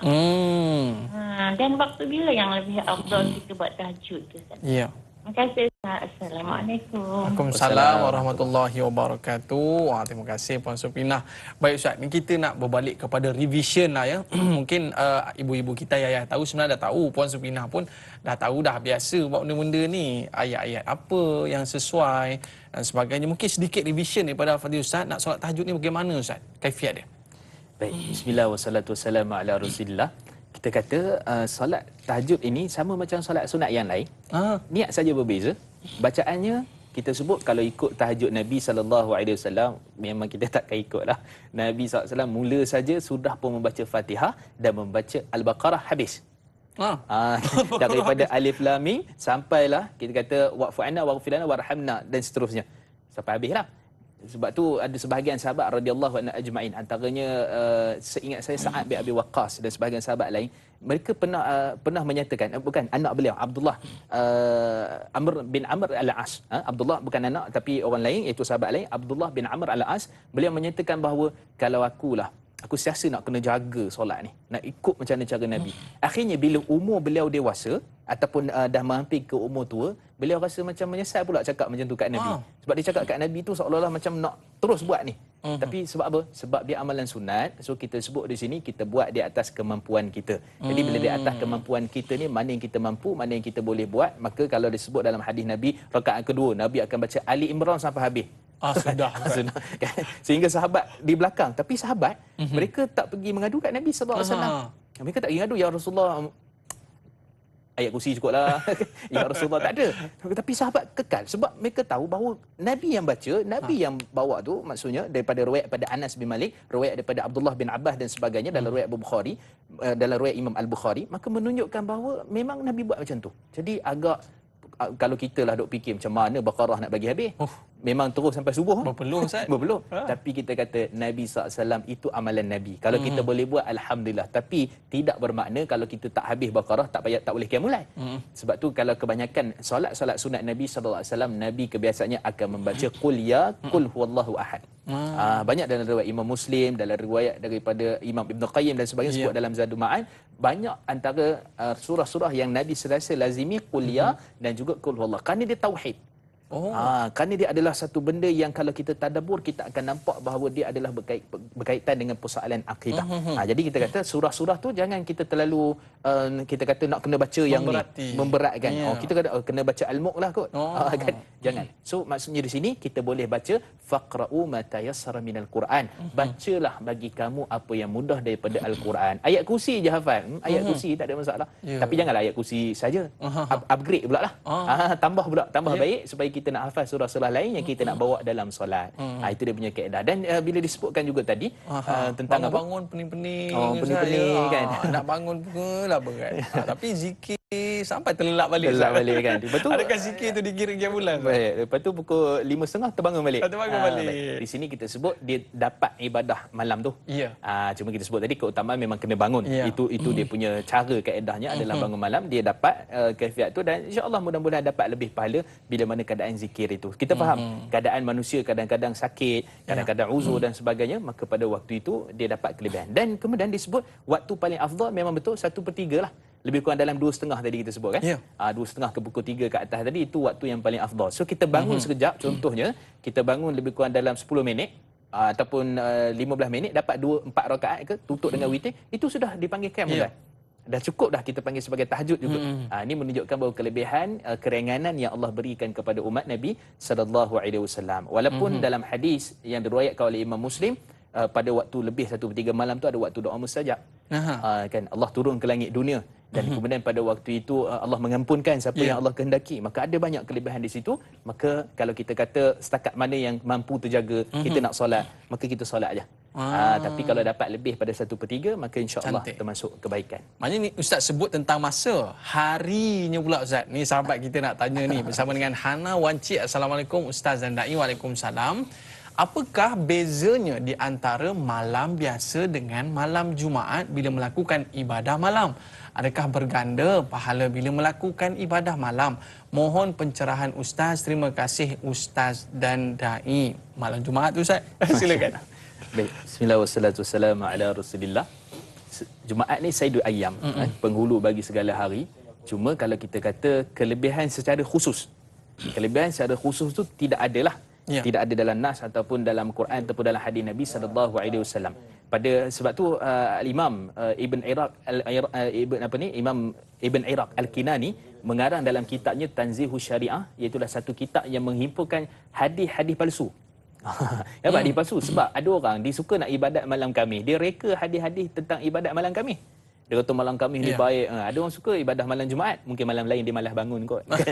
Dia pun buat reka ibadah malam Jumaat ni begini-begini, siapa buka surah Fatihah kemudian baca Qul 50 kali dengan 20 rakaat, Allah akan ampunkan, Allah akan bagi pahala Nabi contohnya.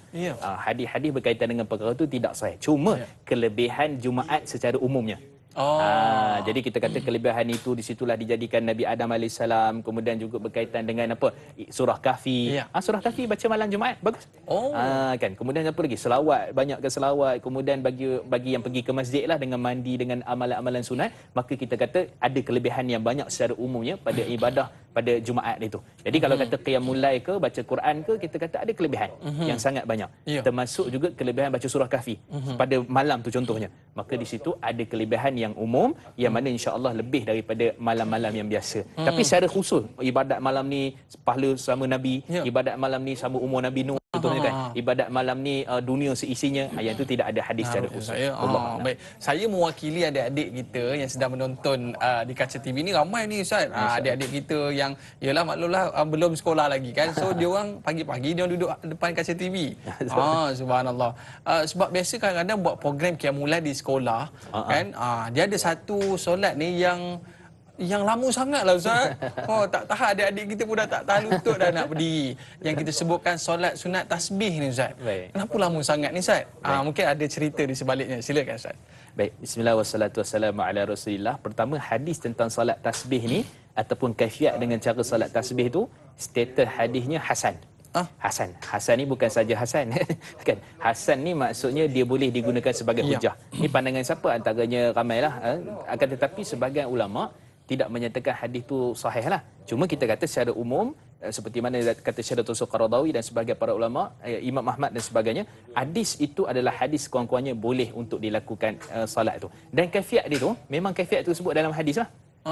Kaifiat tentang berapa rukuk, baca zikirnya dan sebagainya, kemudian bangun balik dan seterusnya, lama sangat tu. Memang kaifiat tu ada cara dan kaedahnya. Macam mana mungkin ringkas bagaimana kan? Jadi, tasbih tu? Tasbih tu kita kata paling-paling ringkas lah. Ada orang macam subhanallah walhamdulillah wala ilaha illallah wallahu akbar kan, waktu tasbih rukuk tu 10 kali contohnya.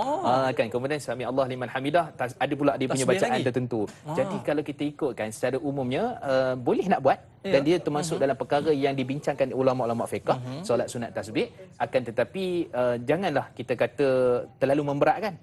Surahnya Baqarah kan, surahnya Isra contohnya. Jadi dia agak menyukarkan. Tasbih pula seselo subhanallah walhamdulillah. Boleh nak kalau baca tasbih subhanallah? Ya. Boleh. Itu yang kadang-kadang jadi sujud lama sangat tu Ustaz. Betul. Sujud tak bagus-bagus dah. Subhanallah. Inilah dia. Paling tidak setahun tu kita buatlah sekali. Betul, kan? betul. Maknanya bila kita sebut subhanallah ini, tanda kita memuji Allah Subhanahu Wa Taala. Perbanyakkan kita bertasbih. Baik Ustaz. Kita nak bicara lagi tentang bagaimana yang kita sebutkan sebagai orang yang kuat. Tadi Ustaz sebut tadi, saya dengar tadi ya. Tapi sebelum tu kita nak raikan dulu soalan sahabat kita di Facebook, Muhammad Faizal bin Ahmad. Assalamualaikum Ustaz dan Da'i. Waalaikumsalam. Jika kita baca Al-Quran, zikir, sedekah atau berdoa, adakah dapat pahala tahajud juga? Dan adakah pahalanya lebih besar berbanding melakukannya di luar waktu tahajud? Mohon pencerahan. Terima kasih Ustaz. Ada special ke ni waktu tahajud ni, buat amal-amal ni ada special tak ya Allah nak bagi kepada kita Ustaz? Baik. Bismillah wassalatu wassalamu ala Rasulillah. Bila kita sebut tentang doa tadi kan, tentang zikir, kemudian tentang solat, kemudian tentang selawat dan apa-apalah ibadah lakukan pada malam tu, adakah kita kata kelebihannya? Kelebihan yang ada tu kita kata secara umumnya memang ada. Memang ada. Secara umumnya kelebihan ni kita kata daripada sudut yang pertama sekali, iaitulah dalam surah Isra hujung ayat tu, daripada ayat 79 Allah Subhanahu Wa Taala menyatakan asa ayyab'atsaka rabbuk, iaitulah maqaman mahmudah. Dia bermaksud mudah-mudahan dengan sebab kamu melakukan amalan sunat tu tadi ataupun qiyamul lail itu tadi, Allah akan membangkitkan kamu kepada makam yang terpuji. So maksudnya gini, kenapa orang masuk syurga ada tingkatan? Ada orang yang memang dia masuk syurga tingkat bawah. Tingkat bawah. Dalam riwayat Imam Muslim, syurga ni ada 100 tingkatan. Kita duk dengar syurga Firdaus. Sebab tingkatan itu sendiri pun ada 100. Ada yang duduk di atas. Ada duduk di atas. Ada duduk ground floor. Ada duduk ground floor kan. Ada yang duduk dekat parking kan. Tapi yang pentingnya masuk syurga. Cuma kelebihannya yang disebutkan kata Imam Ibn Hajar Asqalani, semua yang masuk syurga ada tingkatan tu, dia tak rasa dengki pun. Sifat dengki tu hilang dah. Maksud macam mana dia boleh dapat tingkat 100? Macam mana dia dapat tingkat 84? 84 ni A lah. A lah kata kan. Macam mana dia dapat tingkat macam tu? Menunjukkan bahawa kelebihan yang dibuat pada malam tu. Duduk ground floor pun dah Dah hebat seronok dah, masya-Allah. Kalau dapat kelebihan itu, ada kelebihan tingkatan-tingkatan itu yang pertama. Masuk syurga, kelebihan yang Allah nak tetapkan dia punya darjat ke tingkat yang mana Allah berikan dengan sebab qiyamul ibadah malam. Itu yang Inilah dia orang yang qiyamul ni. Itulah orang yang qiyamul. Antara ibadah dia. Baik, yang kedua, dia banyak juga antaranya adalah masuk syurga dengan sebab orang lain tidur. Wan nasun niyam. Kata Nabi sallallahu alaihi wasallam, kamu nak masuk syurga pertama sebarkan salam. Kemudian juga kamu bangunlah malam ketika mana orang lain tidur. Orang lain tidurlah kan. Jadi kita bangun malam. Maka itu kelebihan untuk mendapat syurga Allah Subhanahu Wa Taala. Dan sebenarnya banyak lagi. Sangat banyak dalam hadis riwayat Bukhari dan Muslim kelebihan-kelebihan. Jadi dengan sebab kelebihan itu, mudah-mudahan dengan sebab ibadah malam itu memberikan ganjaran yang banyak kepada kita dan memberi suntikan vaksin yang kuat untuk kita melakukan ibadah malam, insya-Allah. Maknanya satu suntikan yang cukup kuat, yang cukup hebat, motivasi diri dalam kita nak bangun malam ini, letakkanlah ganjaran itu kita nampak di hadapan. Betul. Supaya memberi motivasi untuk kita melakukan solat malam ni, kerana ganjaran tidak ada lain melainkan syurga. Para penonton, terima kasih atas kesetiaan anda di TV3. Kita nak sambung lagi 30 minit di TV9. Kita tamat di TV3. Terus setia bersama dengan kami. Ada banyak lagi tips-tips bangun malam yang Ustaz nak beri kepada kita. Kita berehat seketika, kembali selepas ini.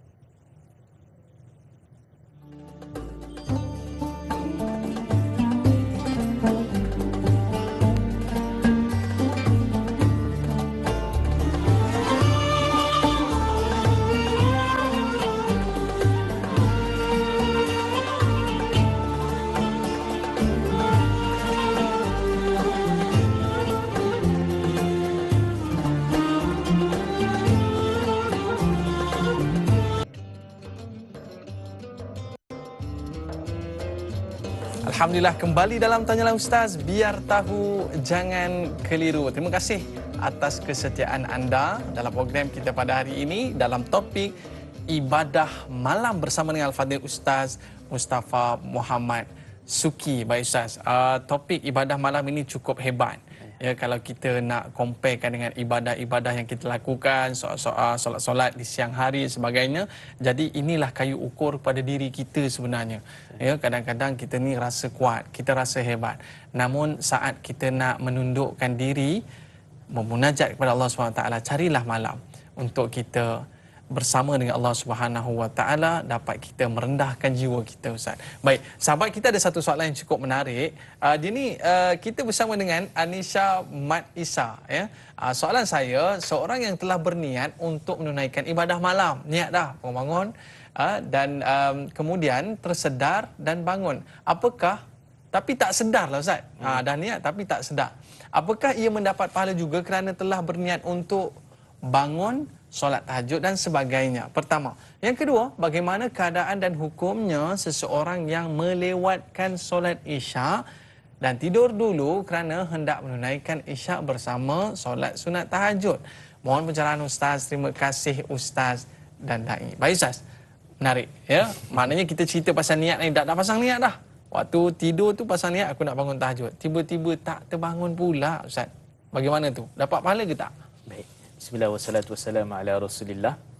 Niat ni kita kena faham daripada sudut sebenarnya, adakah sekadar apa kita panggil sebagai apa, niat ayam ke? Niat ayam. Oh, ada juga. Sebab ayam selalu kena kan, cakar ayam, niat ayam macam-macam. Ada. Okey, so kita niat tu sebenarnya bila kita faham konsep niat tu sebenarnya adalah azam untuk buat sesuatu. Betul-betul nak buat, bukan sekadar lintasan. Sebab tu ada setengah orang kata niat ni lintasan nanti. Tak, sekadar lintas dia tak jadi pahala. So macam mana? Sebab tu dalam riwayat Imam Al-Bukhari dalam hadis sahih kata Nabi SAW secara ringkasnya, siapa yang mana berniat untuk melakukan satu kebaikan kemudian dia tidak melakukannya, maka ditulis kebaikan tu, dan siapa yang melakukannya ditulis 10. Siapa yang mana berniat untuk melakukan dosa, maka pada waktu dia tidak ditulis dosanya, melainkan kalau dia buat maka ditulis satu dosa. Kan hadis tu jelas menyebutkan tentang perkara itu. Cuma kita kena faham sebenarnya apa maksud konsep niat itu. So niat ni maksudnya, kata Imam Ibn Hajar Al-Asqalani, dia betul-betul azam sungguh nak buat. Maknanya dia ada niat dan dia ada azam. Ada azam betul. Maksudnya contohnya dia dah kunci jam, dia betul-betul dah betul-betul lah nak bangun sungguh malam tu, betul-betul nak buat, maka yang tu dapat pahala. Tapi bukan pahala qiyam mulai tu, pahala niat nak bangun qiyam mulai itulah. Satu itulah pahala itulah kan. Kalau dibuat baru dapat 10 dan lebih lah ganjaran yang Allah akan bagikan. Dan begitu juga ada hadis yang diriwayatkan juga oleh Imam Muslim, ketika mana satu orang dia ada niat nak berjihad kan. Bila niat nak berjihad tu, kemudian kata Nabi SAW, satu orang tu wa in mata ala firashi, kalau dia mati di atas katil sekalipun, tapi sebab niat dia tu betul-betul dah nak buat, maka waktu tu dapat pahala jihad.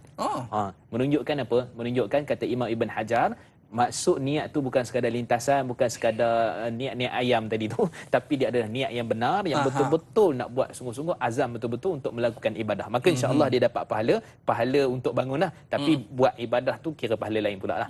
Itu daripada sudut. So maksudnya dengan niat ni sebenarnya apa saja pun, kalau kita nak buat betul-betul, tapi terhalang dengan sebab-sebab tertentu. Kalau tak, memang kita buat dah.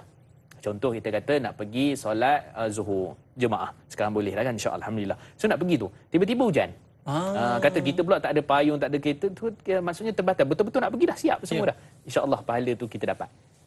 Pahala tu dapat. Sebab apa? Azam, sungguh-sungguh nak buat, maka waktu tu baru insyaAllah kita akan dapat pahala daripada sudut tu. Baik, itu persoalan yang pertama. Persoalan yang kedua tadi, berkenaan dengan apa kita bincang tadi? Banyak antara inisiatif yang dilakukan oleh orang yang nak bangun malam ni, dia kena tidur awal, Ustaz. Dia kena tidur awal. Ya, mungkin kita boleh tanyakan juga, orang yang melewatkan solat isyak ni, dia nak gabung dengan tahajud ni, boleh ke, Ustaz?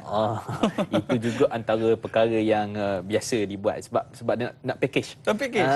Senang sekali ambil wudu ya. Dia package. Okey. Jadi pertama sekali kita kena faham perbahasan di kalangan para ulama, ada sebahagian menyatakan waktu makruh selepas setengah malam. Maksudnya pukul 12.30 ke atas tu kalau kita solat isyak, waktu yang makruh.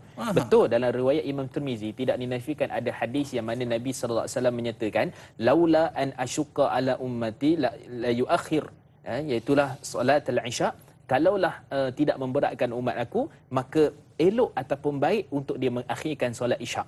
Mengakhir sini para ulama bahas, akhir sini maksudnya adalah mengakhirkan jemaah, solat berjemaah. Itu yang lebih utama. Contohnya kalau dekat masjid kan, kita kadang-kadang ada forum perdana kan, habis kadang-kadang pukul 10 kan. Pukul 10 lepas tu ataupun 9.30 kita solat isyak. Itu maksud sebenar hadis tu. Tak jadi masalah. Tak jadi masalah. Sebab ada majlis ilmu tadi. Ada majlis ilmu dan sebagainya. Jadi waktu tu kita melewatkan itu atas dasar itu tidak jadi masalah. Tapi kalau sengaja lewat lebih pada 1/3 malam, ataupun kita kata lebih pada setengah malam, 12.30 ke atas lah, maka sebahagian ulama menyatakan waktu tu waktu makruh. Jadi kita solat tu kalau boleh sebelum pada waktu itu. Jadi isyak, solat isyak boleh, sebab kita bagi tahu isyak ni berakhir pada waktu subuh.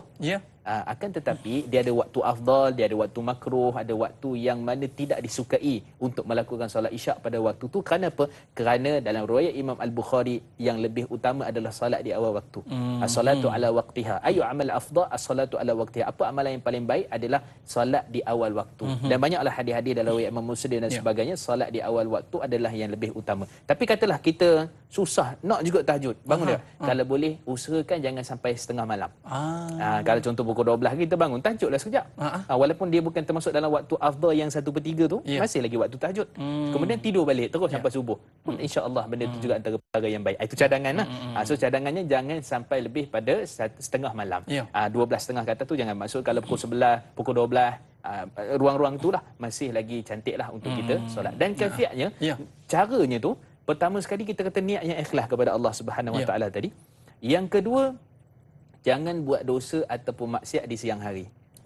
Kan kita sebut tadi, bukan maksudnya boleh buat malam ke kan. Tak, maksudnya tadi kan disebut keseimbangan tadi. Ada sahabat penanya kita tadi, telefon kita tadi, maksudnya keseimbangan. So maksudnya kalau kita tak buat dosa, tak buat perkara-perkara yang tak baik di siang hari tu, kata riwayat disebut dalam Faslul Khitab, satu kitab yang menceritakan kisah satu orang ulama, imam namanya Ibrahim bin Adam.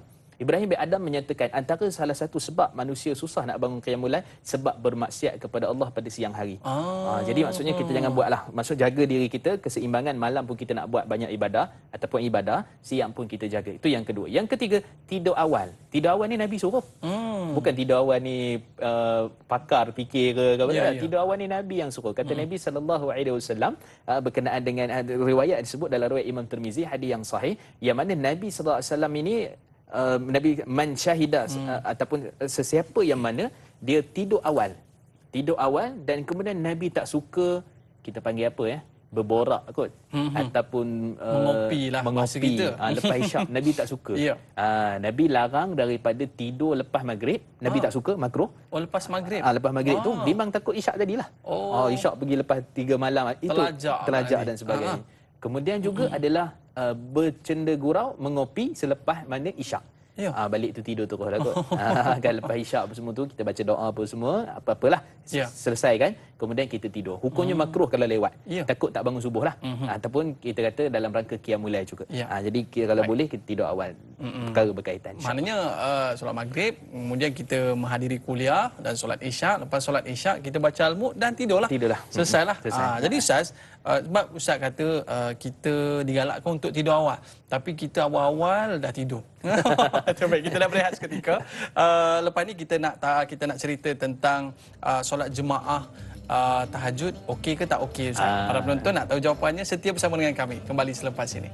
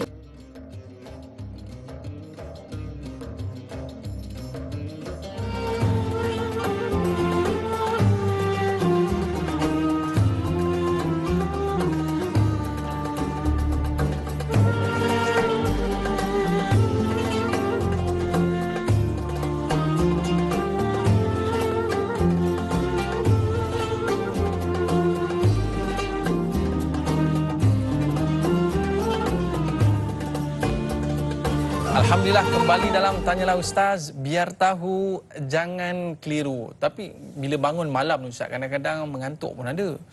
Jadi kita nak buat seorang-seorang ni lagilah mengantuk. Jadi Ustaz, mungkin kita boleh ajak kawan-kawan kita ke berjemaah sekali. Barulah segar sikit biji mata. Boleh ke berjemaah ni Ustaz, tahajud ni? Silakan. Baik, bismillah wassalatu wassalamu ala rasulillah. Asal bagi solat tahajud ni dia seorang-seorang sebenarnya. Dia seorang-seorang. Sebab ibadat tu kita nak dengan Allah Subhanahu Wa Taala, kita bersendirian, bersunyi-sunyian. Baik, itu asalnya. Cuma ada tak hadis-hadis ataupun dalil yang menunjukkan Nabi pernah berjemaah ataupun sahabat pernah berjemaah dengan Nabi sallallahu alaihi wasallam? Jawapannya ada. Dalam riwayat Imam Al-Bukhari daripada hadis Saidina Abdullah ibn Abbas radhiyallahu anhu, satu malam dia ikut Nabi qiyamul lail, solat tahajud. Ya. Buat macam mana? Dia pergi datang dekat Nabi. Waktu tu Nabi seorang. Ya. Saidina Abdullah bin Abbas duduk sebelah kiri. Duduk sebelah kiri. Sebenarnya patut duduk sebelah kanan. Ya. Nabi ambil dia, Nabi pusingkan lagi sebelah kanan. Sebab waktu tu dia budak kecil lagi. Budak kecil lagi kan. Maksudnya Nabi ajar, Nabi bagi tahu kepada kita, kalau kita nak solat, contohnya kita nak berimamkan orang tu, jangan duduk belah kiri.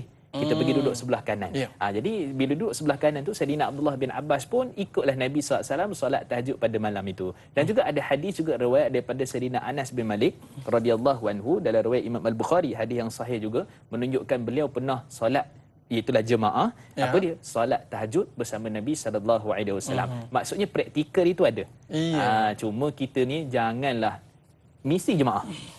Misi jemaah tu dia masalah sikit. Sebenarnya menunjukkan bahawa dibenarkan berjemaah lah. So boleh berjemaah sekali-sekala, dan khususnya kalau kita sunnahnya kita dengan keluarga kita lah. Jangan kita je nak pahala. Kalau kejutlah isteri. Kan isteri pula nak pahala, kejutlah suami juga. Tapi serba salah lah. Serba salah. Tengok sampai berengkur tu nak kejut pun payah.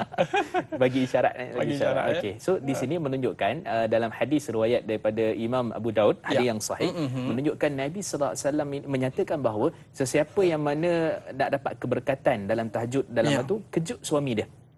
Ataupun suami boleh kejut kepada isterinya. Dan kemudian kalau tak boleh, adalah dalam hadis tersebut tentang merenjiskan air. Tapi kita renjis air, sekejap lagi kan kena pula. Suami tengah-tengah sedap kan, besok ada meeting tengah pening kan. So kita kata itu antara cara, bukan Nabi kata mesti renjis air. Ni silap faham ni. Maksudnya kita gunakan cara yang boleh lah, yang mana-mana kalau boleh bangun lah si suami tu, kita kejut cara yang boleh boleh dikejutkan lah. Janganlah kita guna air pula orang ambil sebaldi ke pula kan. Jangan. Kerana kata abang ni tak takut neraka ke?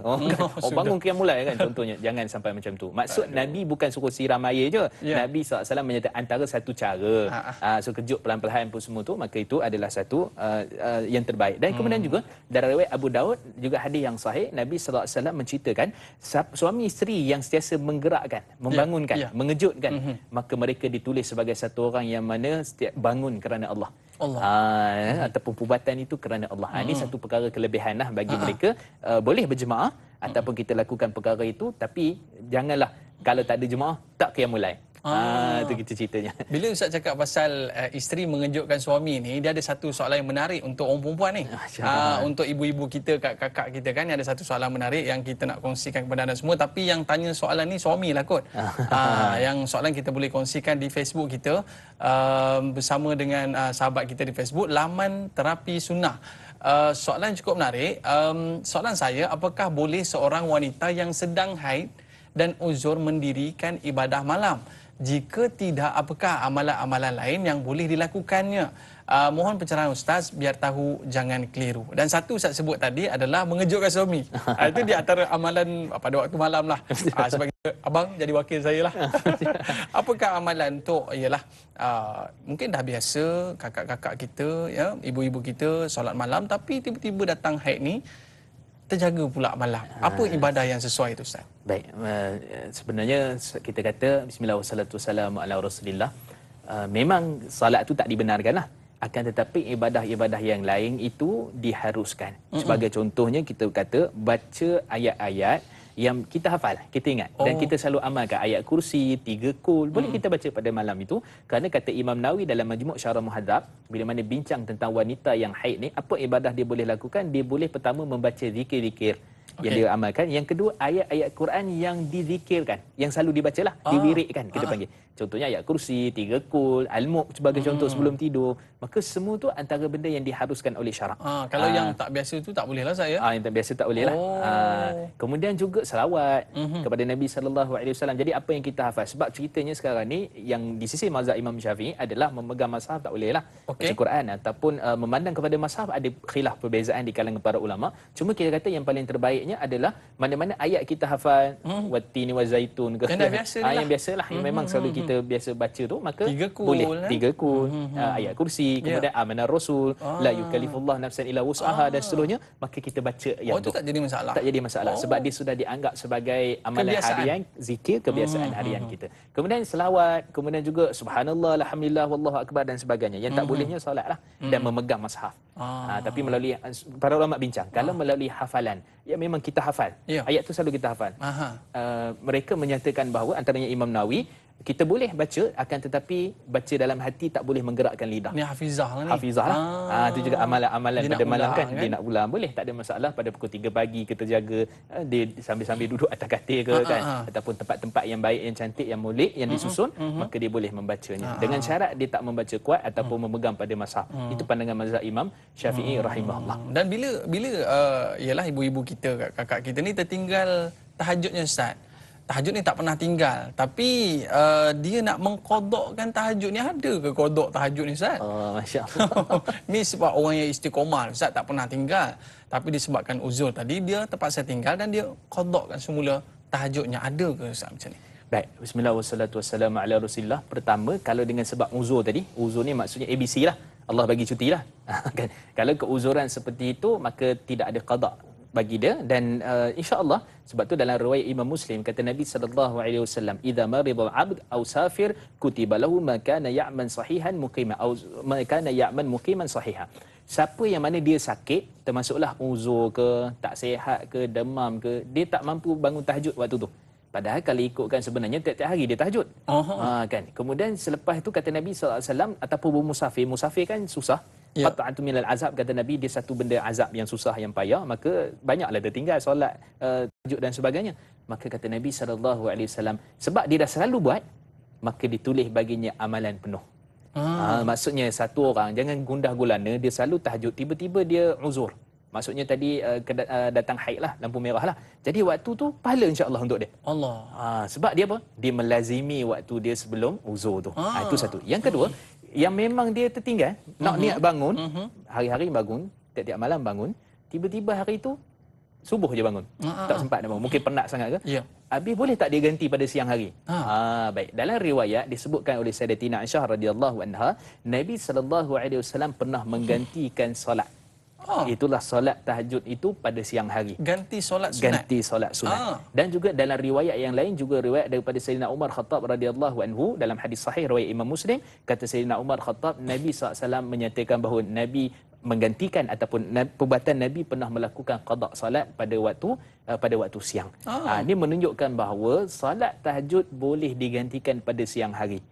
Solat tahajud boleh digantikan pada siang hari bagi sesiapa yang mana nak menggantikannya lah. Kalau contoh, tapi kalau dalam hadis tu Nabi sebut Nabi ganti 11 rakaat. Full package. Nabi ganti tu. Tapi kalau kita lah contohnya kita selalu 2 rakaat kan, 4 rakaat dengan witir 5 rakaat lah contohnya. So boleh kita nak gantikan pada siang itu, dan mudah-mudahan itu ada kebaikan yang banyak untuk kita. Jadi ini kelebihan yang Allah bagi, yang Nabi bagikan kepada umat dia, boleh untuk menggantikan tahajud walaupun kita tak bangun malam tu. Walaupun niat nak bangun dah kan, tapi tak bangun. Maknanya samalah macam orang yang istiqamah solat jemaahnya di masjid, musim PKP ni tak dapat ke masjid Ustaz. Dia pun dapat pahala sama macam dia berjemaah tu Ustaz ya. Sama insya-Allah. Ini ganjaran orang yang istiqamah dalam melakukan kebaikan ni, walaupun terhalang dan sebagainya, tetap pahalanya berjalan. Subhanallah. Pahala pencing. Pahala pencin. Ini pahala pencin. Subhanallah. Ada juga pahala pencin saya. Subhanallah. Baik. Kita ada lagi soalan bersama dengan sahabat kita, Nur Hayati Ismail. Assalamualaikum Ustaz dan Da'i. Waalaikumsalam. Apakah darjat seseorang yang istiqamah menunaikan ibadah malam di sisi Allah? Yang kedua, apakah benar bahawa mereka yang menunaikan ibadah malam ini akan terpancar nur di wajah mereka? Adakah nur itu ketenangan jiwa? Dan yang ketiga, adakah ada doa-doa tertentu yang boleh dikongsikan untuk kita terjaga dan seterusnya bangun untuk beribadah selain tidur awal? Pencerahan Ustaz. Terima kasih Kak Yat, Bandar Tasik Puteri. Silakan Ustaz. Baik, bismillah wassalatu wassalamu ala Rasulillah. Saya pergi pada soalan yang ketiga dulu, doa. So doa ni secara khususnya tidak adalah. Nabi kata ni doa untuk bangun tahajud, ni doa untuk bangun qiyamul lail, tidak ada. Cuma saya suka nak tekankan masyarakat kita ni, dia ada sunnah-sunnah Nabi yang Nabi lakukan sebelum tidur, yang mana antara tujuannya nak bangun besok. Sebagai contohnya apa? Iaitulah kita tasbih Fatimah ni panggil. Tasbih Fatimah ni maksudnya kita membaca subhanallah, alhamdulillah, wallahu akbar, macam kita baca sebelum solat tu. So kita membaca itu sebelum mana kita tidur. Itu kelebihan dia. Kemudian juga yang kedua, kita membaca ayat kursi. Ayat kursi itu kita baca. Dia kadang-kadang kita fikir, Ustaz, banyak sangat ni zikir-zikir ni sebelum tidur. Kita kata nak bangun malam tu, nak bagi kuat, nak bagi apa, kita bacalah. Kemudian kita baca juga bismikallahumma amutu wa ahya. Ya Allah, kerana Allah aku hidup, aku mati. Besoknya nak bangun pun kerana Allah. La haula wala quwwata illa billah. Jadi amalan-amalan sebelum tidur tu kita buka balik, kita tengok balik apakah sunnah-sunnahnya amalan sebelum tidur. Antaranya baca surah Al-Mulk, seperti mana dalam riwayat Imam Tirmizi, menghindari kita daripada fitnah kubur dan sebagainya. Sekurang-kurang hadis tu hasan ataupun boleh digunakan sebagai hujah. Maka menunjukkan amalan sebelum tidur tu pun sendiri pun dah banyak dah untuk memberi kekuatan, untuk memberi kita kata manfaat ataupun tenaga dalaman lah. Mudah-mudahan untuk kita bangun waktu tahajud tu. Itu sebenarnya. Tapi kalau doa secara khusus tu kita minta je lah pada Allah, kan, tepuk-tepuk bantai ke, itu kafiat lah, cara-cara lah. Dia tak termasuk dalam misi ketut, kan. Jangan kata ketuk bantai bagi senang dah lah. Maksudnya bagi kita mudah bangun, kita doa pada Allah secara umumnya, dan kita amalkan zikir-zikir bacaan sebelum tidur. Jadi dengan sebab itu mudah insya-Allah memberikan manfaat untuk kita. Maknanya ini kita boleh aplikasikan untuk anak-anak kita lah, boleh, saya. Kita ajarkan. Cool, ya. Macam mana tiup tangan dan sebagainya, kan. Subhanallah. Masya-Allah. Ini bagus Ustaz. Tapi bila orang bertahajud ni Ustaz, ada ke nur keluar pada muka ni Ustaz? Apa pandangan Ustaz?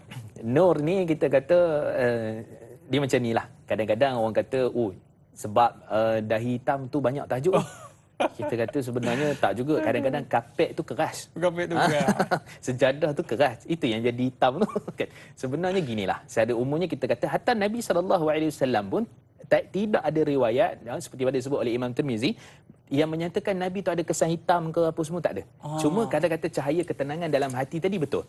So orang yang merasai qiyamul lail memang betul-betul melakukan ibadah tu betul-betul ikhlas dan sebagainya, dia akan rasa kelebihan, kebaikan yang berkait dengan amalan hati dia tu. Jadi bila Ustaz sebutkan perkara ini, jom terus kita aplikasikan pada malam ini. Para penonton, kita dah sampai ke akhir rancangan ini.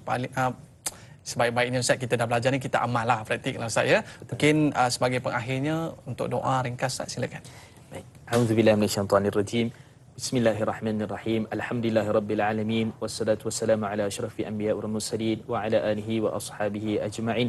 Allahumma inna nas'aluka ilman nafi'a wa rizqan tayyiba wa amalan mutaqabbala. Allahumma inna na'udzubika minal baras wal junun wal judham wa min sayyi'il asqam. Rabbana atina fid dunya hasanah wa fil akhirati hasanah wa qina adzaban nar. Allahumma khtim lana bi husnil khatimah wa la takhtim alaina ya Allah bi su'il khatimah. Wa sallallahu ala sayyidina Muhammad wa ala alihi wa sahbihi wa baraka wa sallam. Alhamdulillahirabbil alamin. Taqabbalallah minna wa minkum. Minna wa minkum taqabbal ya karim. Terima kasih Al-Fadil Ustaz Mustafa Muhammad Suki atas topik yang kita bincang pada hari ini, ibadah malam. Jadi para penonton, terima kasih atas kesetiaan anda semua. Terus esok hari kita ada pertemuan seterusnya bersama dengan Da'i Nizal, moderator, dan panel Ustaz Firdaus Subhi dalam topik yang cukup menarik, pengajian hadis umpama tidak berpakaian. Wow, topik dia canggih ni. Jadi terus setia bersama dengan kami. Mohon maaf di atas terlanjur kata, terlajak bicara. Saya Da'i Aiman, mohon undur diri. Like dakwah, share ilmu. Assalamualaikum warahmatullahi wabarakatuh. Terima kasih Ustaz.